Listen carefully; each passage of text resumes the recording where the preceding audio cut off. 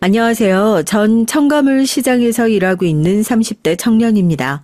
매일같이 새로운 사람들이 드나들고 사람을 대할 일이 많은 곳이라서 일하는 시간 내내 왁자지껄하니 정신이 쏙 빠질 정도로 바쁘지만 이런 시끌시끌한 분위기가 제겐 마음에 들어요. 평생 할머니와 단 두 식구가 한 집에서 살면서 집안이 참 적막하다고 느낄 때가 많았는데 그래서 그런지 조용할 틈 없이 항상 사람이 들이닥치는 환경에 다른 잡생각들 틈 없이 바쁘게 돌아가는 것이 좋더라고요. 상대적으로 같이 일하시는 분들에 비해서 나이대가 어린 편이기도 해서 젊은 청년이 먹고 사느라 고생이 많다며 다들 기특하게 여겨주셔서 감사히도 잘 적응하며 지내고 있어요. 일찍이 부모님 모두 여의고 연로하신 할머니 슬하에 자라게 되면서 단출한 두 식구끼리 생활하며 느끼는 외로움이 유년 시절부터 항상 따라다녔던 것 같습니다. 할머니께서 당신 최선을 다해 핏덩이 시절부터 성인이 되기까지 절 정성으로 키워주셨음에도 남들 다 가지고 있는 부모가 없다는 사실이 제 가슴 한켠을 늘 시리게 만들었던 것도 같아요. 머리 굵고 나서 그래 이것도 내가 타고난 운명이겠지 생각하며 받아들이고 살았는데 난데없이 제게 가족이라는 사람이 나타나게 될 줄은 저 정말 꿈에도 몰랐습니다. 민철아, 내 새끼 민철아. 우리 아들 엄마가 너무 오랫동안 혼자 둬서 미안해. 정말 미안해. 엄마라뇨? 지금 무슨 소리 하시는 거예요? 뭔가 착각하신 것 같은데 저희 어머님 벌써 오래전에 돌아가셨어요. 아니야. 내가 네 엄마 맞아. 내가 네 엄마야, 민철아. 평생 제겐 단 하나뿐이었던 가족인 할머니를 잃고 가뜩이나 혼란스럽고 가슴이 찢어질 듯한데 난데없이 자신을 제 어머니라 주장하는 사람의 등장이라니. 처음엔 대체 이걸 어떻게 수습해야 하나 어찌할 바를 모르겠더군요. 출생의 비밀이라 저희 집 사정 모르시는 분들이 들으시기엔 어디 통속적인 드라마에서나 나올 법한 얘기라고 생각하실지도 모르겠어요. 저 역시 그랬으니까요. 번화가에 나가보면 흔하게 볼 수 있어 스치듯 지나가도 이내 금세 잊어버리고 기억조차 나지 않을 정말 평범하고 또 평범한 사람이 바로 저 같은 사람입니다. 부모님 일찍 떠나보냈다는 것 제외하곤 저도 지금껏 남들 살아오듯 살아왔어요. 그런 제게 저조차도 평생 알 수 없었던 뒷얘기가 존재할 줄이야. 여러분, 만약 여러분들이시라면 평생 자신이 알던 것과는 다른 얘기가 당사자인 저 몰래 숨겨져 있다는 걸 알게 되신다면 어떠실 것 같으세요? 전 시골 동네에서 자랐습니다. 말씀드렸다시피 제가 기억하기론 항상 부모님이 계시지 않았어요. 남들 아장아장 걷기 시작하고 단어 하나씩 배워 작은 입 뻐끔거리며 엄마를 생애 처음으로 발음하기 시작할 때 제 입에서 가장 먼저 나온 단어는 할머니였습니다. 그럴 수밖에 없는 환경이었어요. 부모 잃은 손자를 거두어 주셔서 평생 책임지고 키워주셨던 분이 바로 저의 친할머니셨거든요. 어릴 때야 제 주변에 주어진 환경이 세상이 전부라고 생각할 테니까 아주 어린 시절엔 제가 처한 환경이 남들과 다른 특수한 경우라는 것도 모르고 자랐던 것 같아요. 비록 함께 떠들며 우당탕 같이 뛰어놀 다른 형제들이 있는 것도 아니었고 집안에 다른 어른이나 식구들이 있는 것도 아니었지만 분명 제게도 가족인 할머니가 있었어요. 그러던 제가 결핍이라는 걸 알게 되기 시작했던 건 어느 정도 자라 주변의 다른 친구들에겐 누구 하나 빠질 것 없이 부모님이 계시다는 거였습니다. 간혹가다 아버지만 계시거나 그런 한 부모 가정이 종종 있긴 했지만 제 주변에서 부모님 두 분이 다 계시지 않은 경우는 저 하나뿐이었어요. 애초에 작은 시골 마을이었기 때문에 제 또래의 어른 친구들 자체가 많지 않은 지역이어서 더 그랬을 겁니다. 지금도 인구가 밀집해 있는 도시가 아닌 시골의 어린아이들이 씨가 말랐을 정도라고 하는데 사실 저 클 때에도 이미 시골이 많이 쇠퇴하고 낙후되어 있던 시점이었거든요. 지금만큼은 아니라 하더라도 더 자랄 때에도 시골의 아이들이 그리 많은 편은 아니었죠. 그리고 조금 더 자라고 나면 중학교나 고등학교 등 상급학교 진학을 위해 아이들이 살던 곳보다 더 큰 읍내나 인근의 소도시로 나가야만 했어요. 제가 자랐던 작은 마을에는 초등학교만 한 군데 있었지 중고등학교는 아예 없었거든요. 그렇다 보니 마을에 몇 안 되는 또래 친구들끼리 항상 붙어 다니며 친구처럼 형제처럼 지냈습니다. 애초에 친구를 골라 사귈 선택지가 있는 곳이 아니었어요.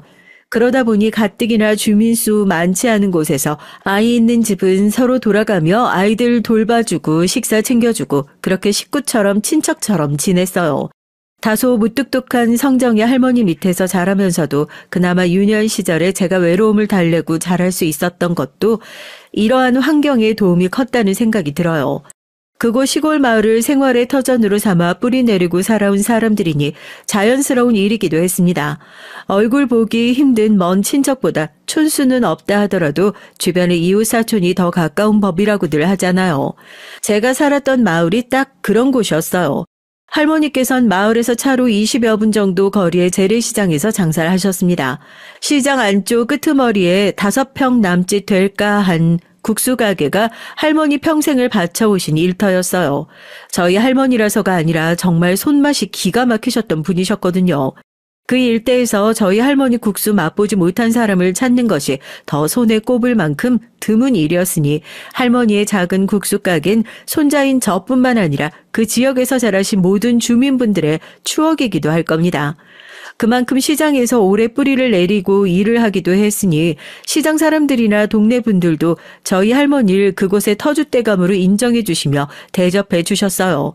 부모도 없이 할머니 손에서 자라는 아이임에도 어릴 적엔 크게 서름을 느끼지 못하고 자랐던 건 역시 동네 사람들이 저희 할머니를 예우하여 더욱 제게 함부로 대하지 못하셨기 때문이기도 할 거예요. 자라면서 자연히 부모의 부재를 깨닫게 됐고 거기에 의문을 품게 되는 것이 당연한 일이었습니다. 사실 그럴 법도 하지 않습니까? 남들 다 가지고 있는 걸 나만 못 가지고 있는데 의문이 생기지 않는 게 더 이상할 일이었죠. 할미, 나는 왜 엄마 아빠가 없어? 할머니가 차려주신 투박한 나물 반찬 가득한 밥상에 어린 손자 입맛에 맞는 반찬 하나 주시겠다고 구워주신 햄구이를 입에 물고 제가 그저 지나가는 말인 듯 할머니에게 질문을 던졌어요. 부지런히 숟가락질을 하시던 할머니 손길이 순간 뚝 멈췄습니다. 누가 뭐라고 하더냐? 아니, 앞집 민영이네도 엄마 아빠 다 있고 뒷집 성준이네도 아빠는 계시는데 나만 둘 다 없으니까 그렇지. 제 딴엔 어색하지 않게 자연스럽게 물어보려고 했는데 말이 이어지면 이어질수록 뒷말이 자꾸만 웅얼웅얼 작아졌어요. 제게도 쉽게 할 수 있는 질문은 아니었습니다. 비록 친구들이나 다른 마을 어르신들이 제게 친절하게 대해주시긴 했지만 부모 없는 아이가 동정의 대상이 된다는 걸 어렴풋이 이해하고 있던 시절이었어요. 그런 절 물끄러미 바라보시던 할머니가 평소처럼 무뚝뚝한 말투로 툭 말씀하셨죠. 왜? 젊고 상냥한 부모가 아니라 다 늙은 할미 옆에 있으니까 불만이 드냐? 아니야, 난 할미가 제일 좋아. 순간 발끈해서 외친 말이긴 하지만 그건 정말이었어요. 저한텐 제 기억에 존재하는 순간부터 저의 유일한 보호자이자 엄마이자 아빠였던 할머니였습니다. 다른 또래 친구들의 부모님처럼 자식들 좋아할 만한 장난감이나 놀이동산 이런 것들에 대해선 잘 알지 못하는 분이시고 할머니 말 맞다나 손자라고 어화둥둥 싸고 도는 성격은 아니셨죠. 하지만 그 무뚝뚝함 속에도 분명 단 하나뿐인 혈육에 대한 사랑이 지극하셨다는 것을 어린 마음에도 모를 수가 없었습니다. 어린애들이 뭘 모르는 것 같지만 상대방이 절 좋아하는지 그렇지 않은지 귀신같이 아는 법이에요. 저는 제 할머니가 절 사랑하지 않는다고 생각했던 순간이 맹세컨대 단 한 번도 없었습니다. 다른 친구들 다 가지고 있는 부모님이 없다는 걸 아쉽게 생각한 적은 있어도 제게 할머니 한 분만 계시다는 걸 비관하거나 할머니를 원망해 본 적은 단언컨대 없어요. 그렇게 발끈해서 씩씩대는 저를 보고 이렇게 말씀하시는 할머니셨습니다.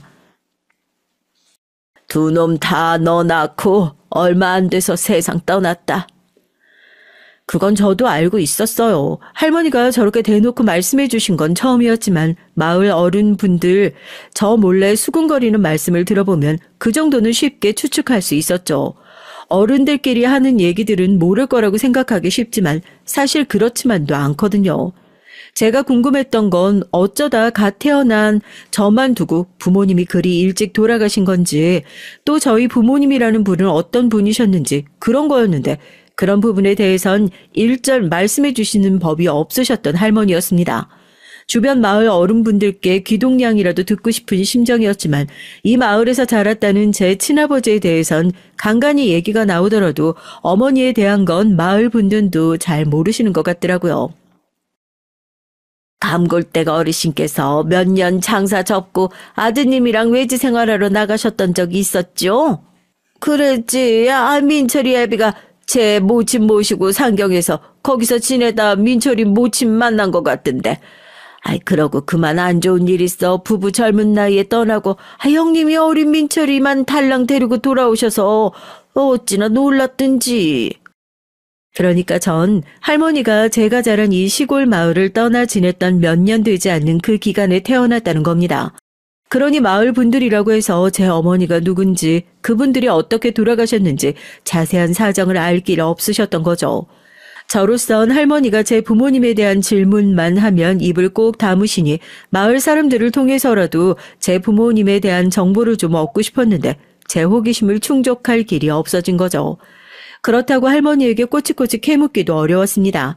할머니 입장에선 아들과 며느리를 동시에 잃을 정도로 충격이 대단했을 일 아닙니까?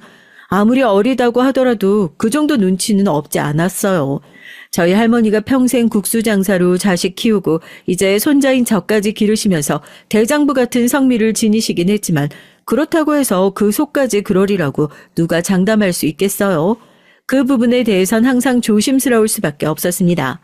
읍내 초등학교에 다니게 되고 졸업하며 그보다 한참 더 나가야 갈 수 있는 중학교에 진학하게 되면서 얘기가 조금씩 달라지기 시작했어요.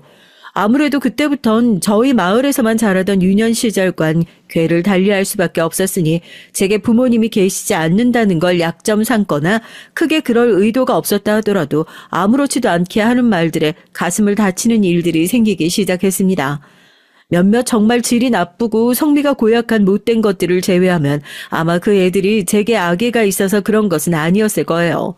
하지만 사람은 자기 본의대로 생각할 수밖에 없는 노릇이고 그 애들 입장에선 부모가 있는 자신의 환경이 당연한 일이었을 테니 부모님 계시지 않는 저를 배려하기엔 아직 성숙하지 못했던 거겠죠. 중학생이 되니 슬슬 성적에도 신경을 쓰는 아이들이 많아지고 학교에서도 진학이니 뭐니 부모님과 면담 요청이 심심찮게 들어오기도 했습니다. 다른 아이들은 당연히 부모님 오시는 걸 간신히 시간 빼서 국수집 잠깐 비워두고 할머니가 등장하시니 당연히 이목이 집중될 수밖에 없었죠. 그때까지 제가 할머니와 단둘이 살면서 부모님 계시지 않고 할머니 손에서 자랐다는 걸 모르는 아이들도 그렇게 할머니가 학교에 한번 들르시고 나면 다들 제 사정을 알게 될 수밖에 없었어요. 시내의 중학교라 하더라도 학생 수가 그리 많지 않은 곳이니 소문이 빨리 퍼질 수밖에 없었습니다. 그래도 그전까진 제가 처한 환경이 일반적이지 않다는 인식은 있다 하더라도 그걸 부끄럽게 생각해 본 적이 없었는데 마치 자기들이 정상이고 제가 비정상인 것처럼 의아하게 바라보는 아이들 눈길에 가뜩이나 사춘기라 예민했던 시기에 그만 위축이 될 수밖에 없었어요. 왜 내겐 다른 사람들 당연하게 다 가진 부모가 없나? 왜 나만 할머니 손에서 자라서 날 잘 알지도 못하는 사람들의 동정을 받아야 하나? 그런 생각을 본격적으로 하기 시작했던 것도 바로 그 시기였던 것 같아요. 부모님에 대한 의문과 참을 수 없는 호기심이 폭발했던 것도 바로 그때였습니다. 어린 것이 들어 좋을 게 뭐가 있다고 자꾸 그런 걸 캐물어. 좋은 일도 아닌 것을. 더 어릴 때 같으면 길게 말도 꺼내보지 못하고 우물거리다 묻기를 포기했을 저였겠지만 제 나름대로 속에 불만이 나날이 쌓여가고 있었는데 저도 이제 좀 쉽게 물러나지 않았습니다. 손자의 고집스러운 행동에 할머니 말투도 거칠게 튀어나왔어요. 그래도 나도 그분들 자식이고 이제 맑게 못 알아들을 나이도 아닌데 자식으로서 당연히 물어볼 수 있는 거 아니야? 이제 머리 좀 굵었다고 마냥 지고 있지만 않고 할머니에게 받아치는 저를 보는 할머니 눈빛이 가라앉아 보였어요. 하지만 여기서 물러났다가 또 내 부모에 대해 아무것도 아는 것 없이 소득 없는 대화를 마치게 될 게 뻔했기에 저도 버텼습니다. 결국 한참을 그런 저를 물끄러미 바라보시다 할머니가 입을 여셨어요. 음주 사고였어. 그 사고로 둘 다 그 자리에서 즉사했다. 다른 피해자가 없어서 천운이었지. 네 아애비가 술버릇이 아주 안 좋았어.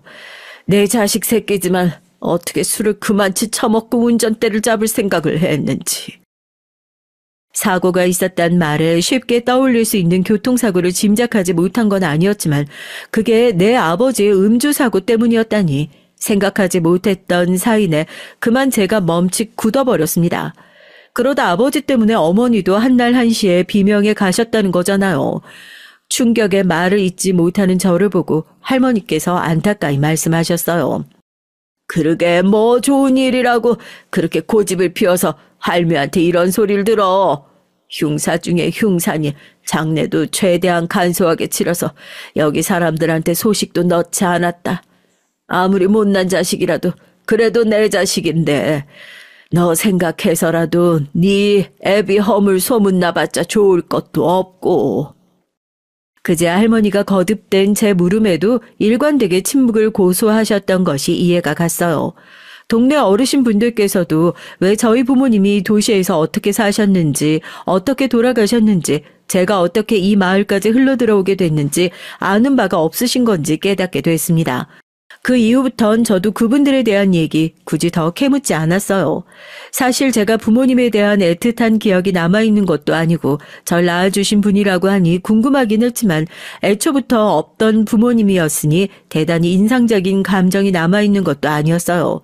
일반적으로 부모 가진 사람들이면 부모에 대한 애정이 있으니 저처럼 부모가 없는 사람들이 늘 부재를 갈망하고 그리워할 거라고 생각하시겠지만 또 그렇지만도 않거든요. 어느 정도 부모님에 대한 기억과 추억이 남아있는 경우엔 그럴지도 모르겠지만 제 경우엔 그게 아니었잖아요. 애초부터 제 입장에서 그분들은 없는 분들이셨어요. 평생 절 키워주신 할머니 입장에서야 당신 배 아파 나 소중하게 기른 자식이니 저를 보는 감상이 남다르셨겠지만 사실 전 본 적도 없는 분들이나 마찬가지니까요. 부모님에 대한 얘기 나와봤자 제게 딱히 좋을 것 없다고 이미 결론을 내리셨던 할머니셨으니 집안에 따로 부모님 두 분 사진 같은 흔적이 남아있는 것도 아니었습니다. 애초에 어머니는 이 마을에는 한번 내려오신 적도 없으셨던 것 같고요. 제 호기심이 충족하겠다고 가뜩이나 좋지 않은 일로 자식을 잃은 할머니 가슴 후벼 파는 짓 더 하고 싶지도 않았고 그 정도 선에서 저도 타협을 하기로 마음먹었어요. 하지만 그렇다 하더라도 어느 정도 머리가 굵어가기 시작하면서부턴 어릴 적엔 알 수 없었던 저희 집 얘기도 아름아름 조금씩 더 알게 됐어요. 대부분 저희 할아버지에 대한 얘기였습니다. 할아버진 제가 태어나기 벌써 10년도 전에 돌아가신 걸로 알고 있어요. 저야 부모님 일도 제대로 알고 있지 못한데 할아버지까진 미처 신경이 가지 못하기도 해서 그동안 아는 바가 거의 없었죠. 생각해보니 동네 어르신들도 제 앞에서 할아버지와 관련된 얘기를 극도로 조심하시는 것 같더라고요. 거기엔 다 이유가 있었습니다. 자네 할머니께서 참 고생 많이 하셨지. 그 어진 양반이 어쩌다가 그런 인사에게 시집을 가서는. 저희 할머니나 할아버지나 그 당시 분들로선 드물게 형제도 따로 계시지 않는 분이셨고 자연히 서로 집안 왕래하는 친인척들도 거의 없었어요. 대대로 그 시골 마을에 뿌리 내리고 살면서 한 집 건너 한 집은 죄다 친척이라고 해도 과장이 아닐 정도인 그 마을 사정을 고려해보면 더욱 그러했습니다. 저희 할머니는 주변 어르신들께 감골댁 아주머니라는 명칭으로 불리시곤 했는데 거기서 말하는 감골이 저희 마을에서 그다지 멀지 않은 작은 시골 마을이었어요. 할머니의 어머니 또한 할머니 낳고 얼마 되지 않아 젊은 나이에 떠나셨다고 하더라고요. 그래서 친형제는 따로 안 계시고 가볍게 지내던 또래 사촌분들은 몇 분 계셨던 모양이에요. 그분들도 나이 드시고 나선 외지로 나간 자식들과 함께 지내신다고 이곳을 떠나시는 바람에 제게는 더더욱 친척들 만날 기회가 적었죠. 오랜만에 고향에 돌아오신 친척 어르신들께서 술 한 잔 걸치시고 하신 말씀에 시집와서 할머니가 겪게 된 모진 세월을 그제야 알게 됐습니다. 그 양반이 술버릇이 참 안 좋았어.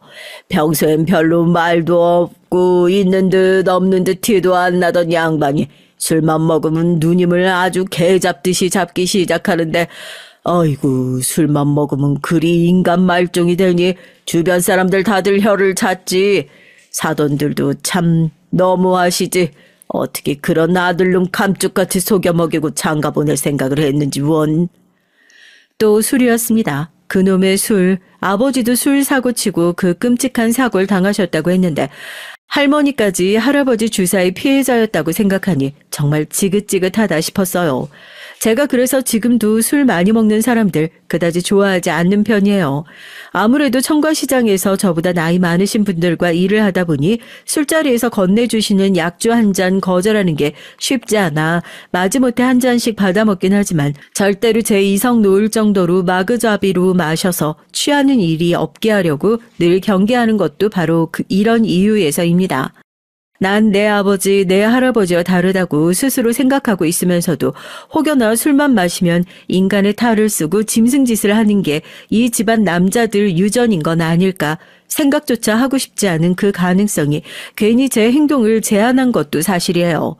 어찌됐든 술이야 경계하는 것이 건강에도 또 여러모로 이롭기도 하니 굳이 딱히 좋아하지 않는 술로 문제 생기는 일 없도록 늘 조심하면서 살고 있습니다. 할머니가 가정폭력의 피해자라는 것도 그분 통해서야 알게 됐어요. 여러 마을 건너서 지내시던 분 귀에도 들어간 소문이었으니 분명 이 마을에 같이 거주하시는 마을 분들이 이 사실을 모를 리가 없었습니다. 그런데도 저 이제 다 커서 독립할 때가 됐는데도 그 부분에 대해선 일절 언급한 적이 없으셨어요. 그 이유가 짐작이 갔죠. 저희 할머니가 비록 성격이 사근사근하거나 말씀을 부드럽게 하시는 편은 아니지만 마을에 큰일 생기고 마을 사람들 좋지 못한 일 겪을 때마다 주저하지 않고 팔 걷어붙이시고 묵묵히 도와주시는 걸 당연하게 생각하셨던 분이시거든요. 이 작은 마을에선 나름대로 인망이 좋으신 분이십니다. 그러니 할머니께선 상처이자 평생의 수치로 기억될 만한 일을 굳이 끄집어내지 않으려고 다들 노력하셨던 거예요. 당연히 할머니 입장엔 손자인 제가 할아버지로부터 그리 모진 고초를 겪었다는 걸 알게 하고 싶지 않으셨겠죠.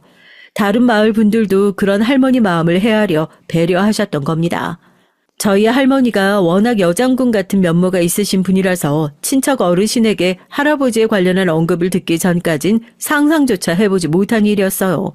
제가 아는 할머니라면 그런 부당한 일을 겪으면 남편이라도 절대 참지 않고 맞받아 치셨을 분이라 생각했는데 그것도 그저 강한 모습의 할머니만 봤던 제 착각이었던 거예요. 아무래도 어릴 적부터 할머니가 제 보호자셨고 든든하게 제 방패막이가 되어주셨던 분이니 할머니의 그런 점만 더욱 부각되어 바라봤던 탓이기도 했겠죠. 왜 그걸 몰랐을까요? 할머니도 여린 부분이 있는 상처받을 수 있는 한때는 여물지 못해 폐악을 저지르는 남편에게 고스란히 당하고 살 수밖에 없었던 연약한 여자였다는 사실을요. 그 시절엔 남자에게 저렇게 흠이 있다고 하더라도 아이까지 딸린 기혼 여성이 스스로의 운신을 자유롭게 할 수 없는 시대였을 텐데 말입니다. 요즘 같아서야 단박에 갈라서고도 남을 일이지만요. 거기다 이런 시골 마을에서 이혼이라뇨. 다들 상상조차 하지 못했던 일이었을 겁니다. 그 시절 할머니들이 다들 결혼 생활이 살만하고 행복하기만 하셔서 평생 늙을 때까지 남편과 함께 살다 사별하신 거겠어요. 다들 그렇게 살아야 한다고 생각하니까 도저히 못 견딜 것 같은 상황에서도 홀로 속 썩어가며 참고 또 참으며 살아오셨겠죠. 한번 만나뵌 적도 없지만 내겐 엄마이자 하나뿐인 가족인 할머니를 그리 괴롭게 만들었다니. 할아버지에 대한 원망스러운 마음이 솟구쳤습니다. 할아버지가 아니라 그 누구라 할지라도 내 할머니 힘들게 하고 상처 주는 사람이라면 그 어떤 이도 용서할 생각이 없는 저였어요. 거기까지 생각이 미치고 나니 기억에도 없는 제 어머니가 참 가엾게 느껴졌습니다. 할아버지에게 당하고 살았던 할머니처럼 제 어머니도 아버지 지저분한 술버릇의 희생자 아닙니까? 아버지가 술 마시고 운전대 잡지 않았다 하더라도 어머니까지 그렇게 젊은 나이에 비명에 가시는 일 없었겠죠. 아마 저도 아버지는 없다 하더라도 남들처럼 평범하게 어머니 손에서 자랄 수 있었을지도 모를 일이에요. 물론 이제 와서 제가 어머니 밑에서 자라지 못하고 할머니 슬하에서 컸다는 걸 불만스럽게 생각하는 건 결코 아니지만 한 남자의 경솔한 행동에 목숨까지 잃는 비극을 겪은 사람이 내 어머니라는 건 안타까운 일일 수밖에 없었습니다. 듣기론 제 어머니도 일찍이 가족들 다 돌아가셔서 홀로 남으셨다고 했으니 의지할 곳이라곤 남편뿐이었을 텐데 그 남편이란 사람이 고작 저런 사람이었다니 저도 모르게 할머니와 어머니 처지가 겹쳐 보이기 시작했어요. 한편으론 정신 똑바로 차리고 살아야겠다는 생각도 들었죠. 조부와 부친 모두 제 핏줄이란 이유로 편을 들어주기엔 그 과실이 너무 큰 사람들이었습니다. 솔직히 그런 사람들이 내 아버지고 할아버지라니 어디 내세울 만큼 자랑스러운 사람은 아니더라도 흠 잡힐 만한 사람은 아니길 바랐는데 차라리 그 사람들 보지 못하고 큰 게 다행스럽다는 생각까지 들 정도였어요. 난 절대로 그렇게 살지 않겠노라 다짐하고 또 다짐했죠. 식당 일 끝내고 돌아오셔서 여느 때처럼 여상이 TV 드라마를 보고 계시는 할머니 뒷모습을 보는 제 눈길이 애틋했어요. 그새 할머니도 많이 늙으셔서 가뜩이나 하얗게 샜던 머리가 완전히 백발로 뒤덮이게 됐습니다. 할머니의 모진 세월에 나도 어느 정도 일조한 것이 아닐까 죄송스런 마음과 동시에 감사한 마음이 들었죠. 그렇게 할머니 머리카락을 애정 듬뿍 담긴 손길로 만지작거리며 제가 말했습니다. 할머니 고마워. 그 연세에 어른애 하나 이만큼 키우기 쉽지 않으셨을 텐데 나 안 버리고 지금까지 잘 키워주셔서 정말 감사해요. 평소 같으면 낯간지러워서 할 수 없는 말이었겠지만 여러 사정을 듣게 되고 또 저도 여러모로 생각이 복잡하니 평소 같지 않은 말도 하게 되더라고요. 그 말을 듣는 할머니가 저도 모르게 몸을 굳히고 긴장하는 게 느껴졌습니다. 평소에 저희 사이에 오가는 말이 아니었으니 할머니도 마음이 복잡하신 모양이었죠. 하지만 이내 늘 그렇듯 무감한 목소리로 말씀하셨습니다. 일 없다. 이놈이 무슨 바람이 불어 평소에 안 하던 간지러운 짓을 다 하고 그런데. 아유 할머니 드라마 마저 보게. 할머니는 다시 시선을 TV 화면으로 보내셨어요. 할머니가 이 시간대에 늘 즐겨보시곤 하던 주말 드라마엔 온 가족이 단란하게 식사하는 장면이 흘러나오고 있었습니다. 평생 식구들 건사하고 국수집 끓여 나가실 줄이나 아셨지 당신 스스로 위해서 뭐 하나 제대로 쓰시는 법이 없으셨던 할머니의 유일한 휴식이자 취미가 바로 드라마 보시는 거였어요. 그것도 제가 보기엔 촌스러워 보이는 꼭 저런 일일 드라마나 주말 연속극 같은 것만 골라서 챙겨보시는 할머니셨죠. 저희처럼 젊은 나이대 사람들이 좋아하는 인기 스타가 나오는 드라마가 아니라 소소하게 평범한 가족들 울고 웃고 얘기가 담긴 드라마였죠. 그러다 보니 아무래도 시청률이 높은 인기 드라마들과는 달리 중년 배우들이 다수 출연하곤 했습니다. 그날 할머니가 보시던 드라마도 마찬가지였어요. 여기도 저 배우 나오네요. 그런데 할머니가 챙겨보시던 드라마 지나가는 길에 한 번씩 쓱 보다 보면 유난히 겹치는 중년 여배우가 있었어요. 아무래도 그런 드라마는 주로 찍는 분들 그런 류의 작품 많이 할 테니 딱히 이상한 일은 아니었죠. 그래도 할머니 덕에 저도 어느 정도 얼굴이 익숙해진 배우였으니 지나가는 말로 툭 이렇게 던지곤 했죠. 할머니 가만 보면 저 배우 나오는 드라마는 꼭 다 챙겨보는 것 같네. 그런 제 말에도 별다른 대꾸 없이 묵묵히 화면을 들여다보는 할머니셨지만 워낙 당신이 굳이 하실 말씀이 있는 거 아니면 말수가 많으신 분이 아니셨으므로 그러려니 했습니다. 그리고 전 고등학교를 졸업하게 되고 할머니와 함께 살던 마을 근처에 가장 규모가 큰 소도시로 나와 사회생활을 시작하게 됐어요. 어릴 적부터 저 싹싹하다며 많이 예뻐해 주셨던 친구 아버지 소개로 들어가게 된 과일 도매 상점이었죠. 집 근처라고는 하나 시골 마을에서 도시까지 나오려면 차로 좋기 45분은 걸렸습니다. 그러다 보니 일이 있는 날엔 친구 집에서 신세를 지고 휴일에만 잠깐 본가로 갔다 오는 생활이 이어지게 됐어요. 할머니 손자 얼굴 자주 못 봐서 서운해서 어째? 서운하긴 무슨... 새끼 다 컸으면 외지로 보내서 사랑굿이라고 살게 만드는 게 당연한 일이지. 이 할매 아직 끄떡 없다. 걱정할 것 없어. 이젠 연로하신 할머니가 손자 없이 지내는 날들이 외로울까 싶어 걱정하는 제 말에 씩씩하게 말씀하시는 할머니셨습니다.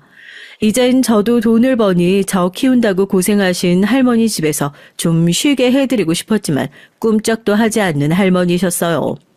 늙긴 했어도 아직까진 쓸만하다.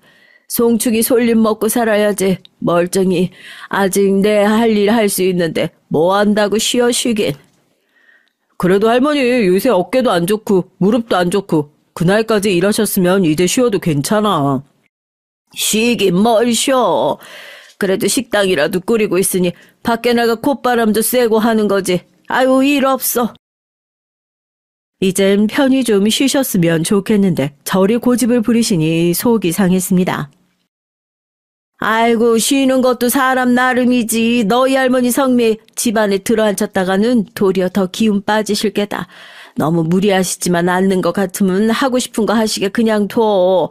너 없는 동안 우리가 더 자주 들여다보고 그럴 테니까 너무 걱정하지 말고. 예, 감사합니다. 이래저래 걱정이 많은 제게 친척처럼 어릴 적부터 돌봐주신 이웃 어르신께서 그리 말씀해 주시니 그것 믿고 저도 제일 열심히 하며 지냈죠. 비록 대단한 일자리는 아니라 하더라도 성실하게 일하면 적지 않은 돈을 모을 수 있었고 그 돈 열심히 모아서 내 집 마련에 지금 지내시는 곳보단 조금 더 편안한 곳에서 할머니 모시는 게 제 목표였어요. 그렇게 저 나름대로 열심히 일하는 모습을 좋게 봐주셨는지 거래를 하던 더 큰 도시의 청가물 시장 쪽에서 일해보지 않겠냐는 제안이 왔을 때 할머니 생각에 걱정스러웠지만 단호하게 말씀하시는 할머니셨습니다. 사내놈이 기회가 왔으면 잡을 줄도 알아야지. 내 한 몸 건사하는 거야 문제될 거 없으니까 할미 핑계 대지 말고 오라고 할 때 얼른 따라 나서. 할머니가 마음에 걸리긴 했지만 당신 핑계로 좋은 기회 놓치면 그걸 더 속상해 하실 걸 알았기에 감사하게도 주신 기회 잡아 지금의 일자리로 옮기게 됐어요. 1년 365일 만날부터 지내던 할머니와 이제 보름에 한 번, 한 달에 한 번 겨우 만날 수 있게 된 것이 아쉬웠지만 더 나은 미래를 위한 일이려니 생각하고 의욕적으로 일했죠. 할머니! 그렇게 열심히 일하던 와중에 할머니가 쓰러지셨다는 갑작스러운 연락을 받고 열일 다 팽개치고 병원으로 황급히 뛰어들어왔습니다. 민철아! 쓰러진 할머니를 발견해 병원까지 함께 와주신 이웃 어르신이 허옇게 질린 얼굴로 제 손을 꽉 붙잡으셨어요. 대체 이게 어떻게 된 일이에요? 심장마비가 왔다더라. 아유, 마침 내가 전환장 붙여서 형님 갖다 드린다고 내려왔게 망정이지. 모르고 지나쳤으면 그대로 돌아가실 뻔했대. 심장이 쿵 떨어지는 것 같았습니다.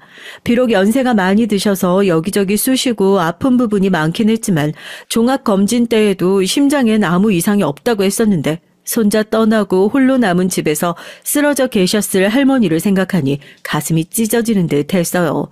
다행히 빠른 조치 덕에 고비를 넘기신 할머니가 눈을 뜨고 손자를 찾으셨습니다. 할머니, 나 왔어. 그래, 내 새끼. 불쌍한 내 새끼. 평소에 안 하시던 말씀을 하며 애틋하게 절 부르시는 걸 보니 할머니가 많이 약해지셨다는 게 실감이 났어요. 그 길로 바로 제가 지내던 곳 근처 큰 병원으로 할머니를 옮겼습니다. 고집 부리지 마. 이 몸을 하고 혼자 지내겠다는 게 말이나 돼? 이번만큼은 나 하자는 대로 해요. 전에 없이 할머니에게 조금도 져주지 않으려는 저를 보고 할머니도 그만 뜻을 굽히셨죠. 이제 벌써 나이가 80을 훌쩍 넘기신 할머니셨습니다. 그 이전까진 그래도 건강하셨던 분이 한번 쓰러지고 나니 급격히 상태가 나날이 나빠지는 게 눈에 보일 정도였어요. 평생 고생만 하신 분인데 남들 이제 손자보고 자식들 봉양받으며 편히 지내셔야 했을 시기에 혼자서 저 키우신다고 고생만 하셨던 할머니셨습니다. 이제 나도 돈 좀 모아서 할머니 호강시켜드릴 일만 남았다고 생각했는데 그럴 새도 없이 아프신 할머니를 보니까 가슴이 미어지는 듯 했어요. 그런 손자 마음을 헤아리고 덤덤하게 말씀하시는 할머니셨습니다. 네 할미 나이 생각하면 놀라울 것도 아니야. 괜히 네 탓이니 뭐니 해서 귀한 네 인생 갉아먹으려 들지 말고 얼마간 남은 시간이 남아 서로 좋은 말만 하고 좋은 기억만 만들고 그렇게 지내자꾸나. 이미 자신의 마지막을 예감하고 계신 할머니셨어요. 앞으로 우리에게 남은 시간이 많을 거라고 생각을 했는데 곧 내 유일한 가족인 할머니를 잃게 될 거라 생각하니 눈물이 앞을 가렸습니다. 그런 손자 눈물을 닦아주시며 안타까이 말씀하시는 할머니셨어요. 아이고 너를 어찌할꼬 덩치만 컸지 아직 어리는데 이 할미까지 떠나고 나면 세상 천지 가족이라고는 하나 없는 내 새끼를 어찌할꼬. 마지막 순간까지 홀로 남겨질 손자 걱정만 가득하신 할머니셨습니다. 그렇게 반년을 더 사시고 할머니는 영원히 돌아올 수 없는 긴 여행을 떠나셨어요. 장례식장은 조문을 오신 손님분들로 발 디딜 틈이 없었죠. 비록 겉보기엔 투박하고 무뚝뚝해 보이시는 분이셨지만 속정이 참 많은 분이라는 걸 우리 할머니 잘 아는 분이시라면 모르는 분들이 없으셨어요. 하나같이 좋은 말씀만 해주시며 제 손 꼭 붙잡고 위로의 말씀을 건네주시는 조문객들을 맞이하며 아, 우리 할머니 참 잘 사셨다, 참 좋은 분으로 살다 가셨구나 하는 생각에 참 뿌듯하면서도 여전히 가슴이 아렸습니다. 할머니가 투병을 시작하신 반년 동안 틈만 나면 할머니 곁에 붙어 시간을 보내며 여러 번 서로 작별의 말을 건넸음에도 불구하고 막상 할머니가 제 곁을 떠나고 나시니 그렇게 마음이 허전하고 속이 텅 빈 기분이 들 수가 없더라고요. 제겐 단 하나뿐인 가족이었습니다. 단 하나뿐임에도 불구하고 대가족 못지않게 어린 제 가슴을 꽉 채워주신 분이셨어요. 이젠 할머니보다 머리 2개는 더할 정도로 커다란 어른이 됐음에도 불구하고 마치 부모 잃은 어린아이가 된 것만 같은 심정이었습니다. 할머니 마지막 가시는 길까지 손자 걱정하실까봐 불어 씩씩한 모습을 가장해서 그랬는지 이제 그런 할머니가 영원히 제 곁에서 떠나셨다는 생각에 울컥 눈물이 치솟았어요. 그렇게 잠시 조문객들이 뜸한 사이 잠깐 바람을 쐬러 장례식장 건물을 빠져나왔습니다. 동네 어르신들이 저 쓰러지기라도 할까 싶어 당신 손자라도 된 것처럼 육개장을 떠서 손수 입에 넣어주시는 바람에 아예 빈속도 아니었는데 자꾸만 속이 허해 다리에 힘이 빠져 주저앉고 말았어요. 예상은 했지만 할머니 떠나시고 나니 생각보다 훨씬 힘들었습니다. 그렇게 잠시 쭈그리고 앉아있는데 저 앞에 웬 여성 한 분이 어찌할 바를 모르고 서 계시는 모습이 눈에 들어왔어요. 한눈에 보기에도 고급스러워 보이는 검은 원피스를 입고 관리가 잘 되어 보이는 머리 모양새를 하고 있는 중년의 여성분 얼굴이 왠지 모르게 익숙하게 느껴졌습니다. 아, 그제야 문득 생각이 났어요. 할머니가 생전에 자주 보시던 드라마에 출연했던 바로 그 중년의 여배우였습니다. 주변에서도 한두 명씩 그분 알아보셨는지 작게 웅성거리며 힐끔힐끔 쳐다보는데도 그분 정신은 다른 데 팔려 있었어요. 제 쪽을 바라보는 것 같았습니다. 저야 그저 의아할 따름이었죠. 제 입장에서야 할머니 통해서 TV에서 본 얼굴이니 알아본 거지만 드라마에 출연할 정도로 유명한 사람과 제게 접점이 있을 리가 없을 테니까요. 그렇다고 할머니 조문 오실 손님일 거란 생각도 들지 않았어요. 저희 할머니야 평생 시골 재래시장에서 국수가게 하시던 분인데 그런 할머니와 여배우가 서로 안면 두고 지낼 일이 뭐가 있겠습니까? 어지간히 쉬었다 생각하고 더 할머니 빈소 비워둬선 안 되겠다 싶어서 간신히 힘을 내 일어서려는데 저 멀리서 쩔쩔매고 서 있던 그분이 황급히 제게 달려오기 시작했어요. 그러더니 대뜸 제 이름을 부르는 겁니다. 민철아, 너 민철이 맞지? 제가 정민철 맞긴 한데요. 혹시 저희 할머니 조문 오셨나요? 아, 민철아, 민철아. 제가 누구인지 확인하자마자 양손으로 얼굴을 감싸주는 그분이셨습니다. 입술이 바르르 떨리고 얼굴을 가린 손가락 사이로 눈물이 줄줄 쏟아졌어요. 저로선 당황할 수밖에 없었습니다. 대체 이분이 날 어떻게 아시고 날 안다 한들 대체 무슨 이유로 저렇게 감정이 북받쳐서 주체하지 못하시는지 영문을 알 수가 없었죠. 그렇게 당황하고 서 있는 제게 더욱 충격적인 한마디가 더해졌습니다. 민철아, 내 새끼, 내 아들, 엄마 알아보겠어? 엄마라니, 제 평생 남의 어머니 지칭할 때는 써본 단어지 누군가를 가리켜 불러본 적도 없는 말이었습니다. 갑자기 엄마라니요. 저기 뭔가 오해가 있으신 것 같은데 저희 어머니는 저 어릴 때 돌아가셨거든요. 아니야. 엄마야, 엄마 민철아. 그러더니 그분이 제게 와락 달려들어 절 덥석 끌어안으셨어요. 난데없이 내 할머니 장례식장에 나타나 자신을 제 어머니라 주장하는 여자. 여러분, 제가 얼마나 놀라고 당황스러웠을지 짐작이 가시나요? 도대체 이게 무슨 일인가 싶었습니다. 웬 정신 나간 여자인가 싶어 제 몸에서 떼어내려다가도 그분이 너무 서럽게 오열을 하고 계셔서 선뜻 내치기도 어려웠어요. 하지만 저도 제 할머니 빈소 얼른 가서 지켜야 했으니 결국 그분을 조심스레 제 품에서 떼어냈습니다. 저 뭔가 잘못하신 것 같은데 제가 상주라서 이만 들어가 봐야 해서요. 그래, 어머님이 돌아가셨다고? 갈수록 저도 모자라 이제 할머니까지 언급하고 드는데 대체 이 사람이 뭐길래 가뜩이나 할머니 잃고 제정신 붙들고 있기 어려운 절 이렇게나 당황스럽게 만드는지 갑자기 화가 나더라고요. 저도 모르게 언성을 높이기 시작했습니다. 전 그쪽이 누군지도 오늘 처음 봅니다. 대체 누구시길래 자꾸 저한테 이러시는 거예요? 민철아, 엄마가 미안해. 엄마가 우리 아들 너무 오랫동안 혼자 둬서 정말 미안해. 아, 그만 좀 하세요. 저 엄마 없다고요. 내가 네 친엄마야. 내가 네 엄마 맞아. 내가 네 엄마야, 민철아. 결국 그분이 당신 머리를 쥐어뜯으며 바닥에 주저앉고 마셨어요. 애가 끊어질 듯한 울음소리가 뒤따랐고요.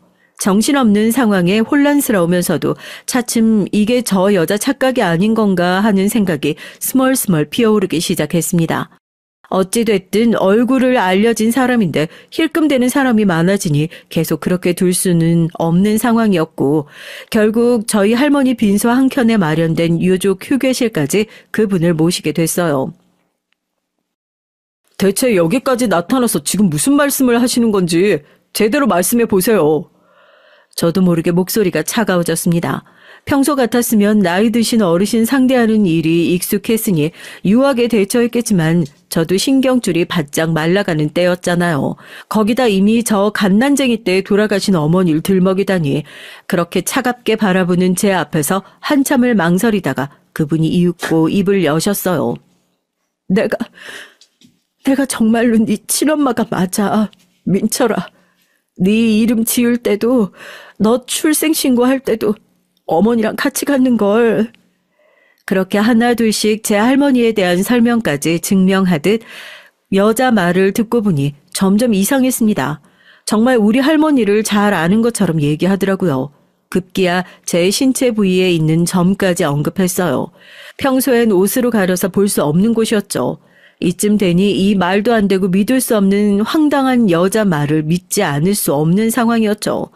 나한테 어머니가 있었다니, 어머니가 생전에 계셨다니 뒤통수를 얻어맞은 듯 머리가 얼얼하면서도 죽은 줄 알았던 어머니를 만나게 됐다는 기쁨보다 분노가 먼저 일었습니다. 정말로 그쪽이 내 어머니면, 정말로 죽지 않고 살아있었던 거면 어디서 뭘 하다가 이제야 나타난 건데요? 우리 할머니 혼자서 나 키운다고 고생만 하다 가셨는데 제 자식 팽개쳐놓고 할머니 손위에 자라게 해놓고 나서 무슨 염치로 우리 할머니 장례식까지 온 건데. 미안해 민철아. 엄마가 잘못했어. 엄마가 입이 10개라도 할 말이 없다. 그래도 어머님 돌아가셨는데 나 살려주신 분 끝까지 모른 척 할 수가 없었어. 이제 어머님도 안 계시고 혼자 남은 너 생각하니까 도저히 모른 척 할 수가 없어서. 그렇게 다시 오열하는 어머니셨습니다. 어머니, 제 입으로 말하면서도 참 낯설기 그지없는 단어네요. 여기까지 오니 저도 더는 정신 못 버티고 있겠더라고요. 저도 모르게 눈물이 줄줄 흘렀습니다. 죽은 줄로만 알았던 어머니를 만나게 됐다는 갑작스러움, 손자 키우겠다고 고생만 하시다가 가신 할머니에 대한 연민과 그리움, 모든 것이 뒤죽박죽이 됐어요. 잠시 그렇게 한참 둘이서 눈물을 쏟아내고 어느 정도 진정이 됐죠.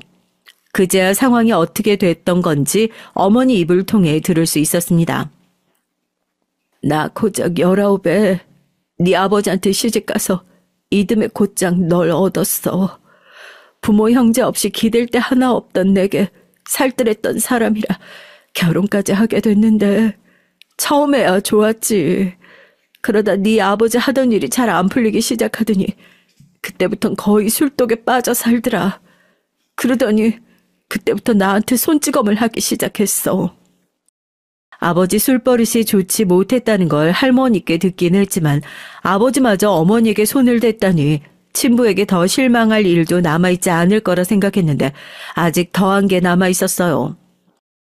자기 아버지가 술만 마시면 어머니 때렸다고 그렇게 술을 질색하던 사람이 그 사람마저 나한테 똑같이 그럴 줄 어떻게 알았겠어. 사고 있던 날도 날 죽이네 살리네 술 취한 사람이 탄 차 안 타려고 버티는 날 두들겨 패서 차 안에 밀어 넣었다. 그럼 사고 때 같이 계셨던 거 맞는 거예요? 네 아버진 그 자리에서 즉사하고 난 많이 다치긴 해도 목숨은 건졌지.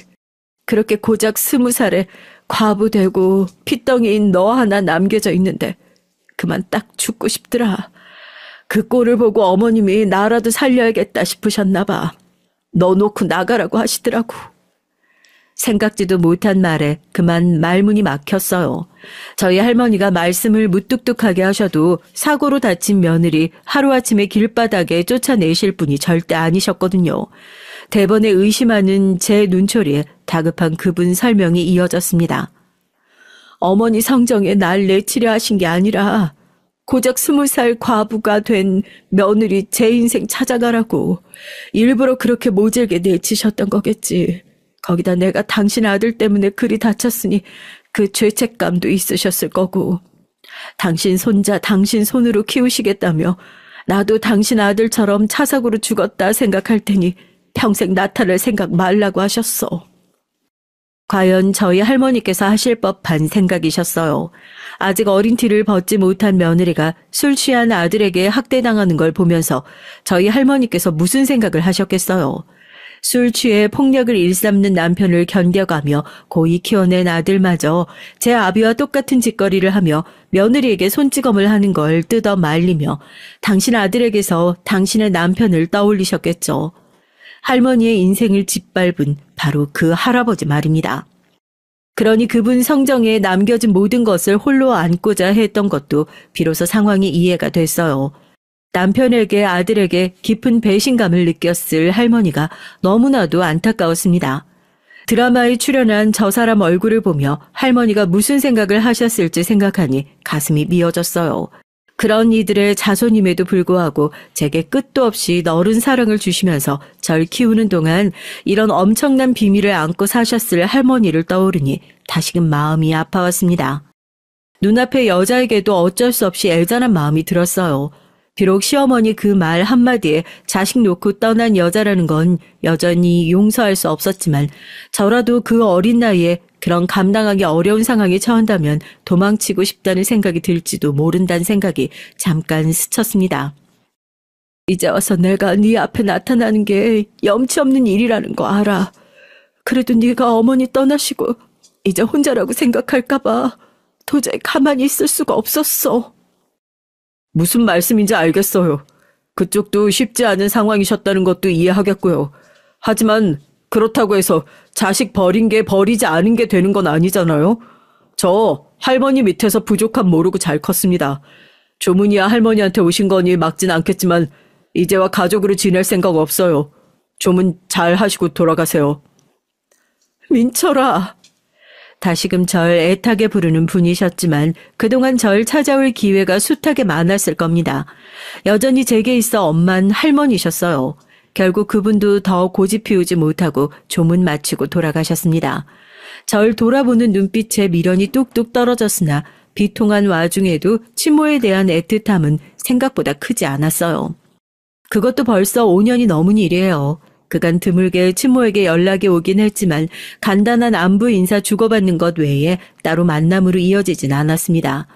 이미 서로 각자 인생이 있는데 피 섞였다는 이유로 억지로 인연 이어붙이고 싶지 않았어요. 지금은 큰 원망 남아있지 않고 그분도 그냥 당신 인생 잘 사셨으면 좋겠습니다. 할머니가 곁에 있지 않으셔도 그분이 평생 제게 쏟으셨던 사랑은 여전히 제 안에 남아 세상 살아갈 힘이 되어주고 있어요. 떠나시고 나서도 절 지탱해 주시는 분이십니다. 여전히 그립긴 하지만 할머니 바라시는 대로 좋은 사람들과 외롭지 않게 잘 지내고 있어요. 그런 할머니 생각해 허튼 생각 않고 열심히 살겠습니다. 누구에게도 털어놓을 수 없는 이야기 시원하게 털어낼 기회를 주신 여러분 모두에게 감사드립니다. 안녕하세요. 전 30대 여자입니다. 전 아직 결혼을 안 한 미혼이에요. 사실 얼마 전까지만 해도 결혼 생각은 전혀 없었어요. 그런데 지금 만나는 남자친구를 만나고 나선 생각이 바뀌었습니다. 사람이 참 착하고 다정다감해서 이 남자랑이라면 결혼해서 평생 살 수도 있지 않을까라는 생각이 들더라고요.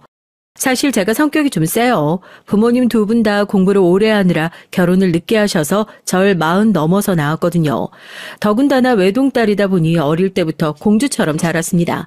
태어나 지금까지 살면서 제 마음대로 안 되는 게 없이 살았어요. 그러다 보니 고집이 센 편입니다.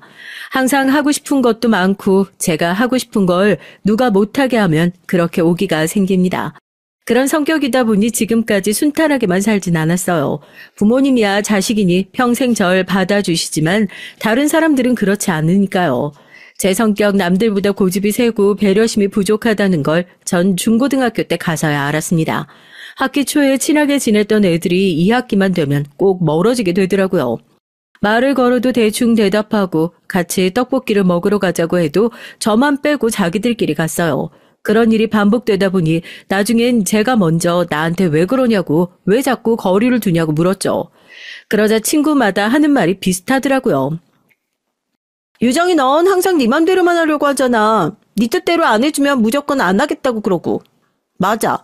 더군다나 우리가 아무리 아니라고 얘기해도 네 생각이 맞다고 생각하면 다른 친구들 의견 다 무시하고 고집해오잖아? 그거 진짜 힘들어. 그때까지 전 제가 그런 애인 줄 몰랐어요. 단지 사람들보다 내 생각을 솔직하게 표현하는 사람이라고 여겼습니다. 야, 니네 웃긴다. 그렇게 기분 나빴으면 그때그때 얘기하면 되지.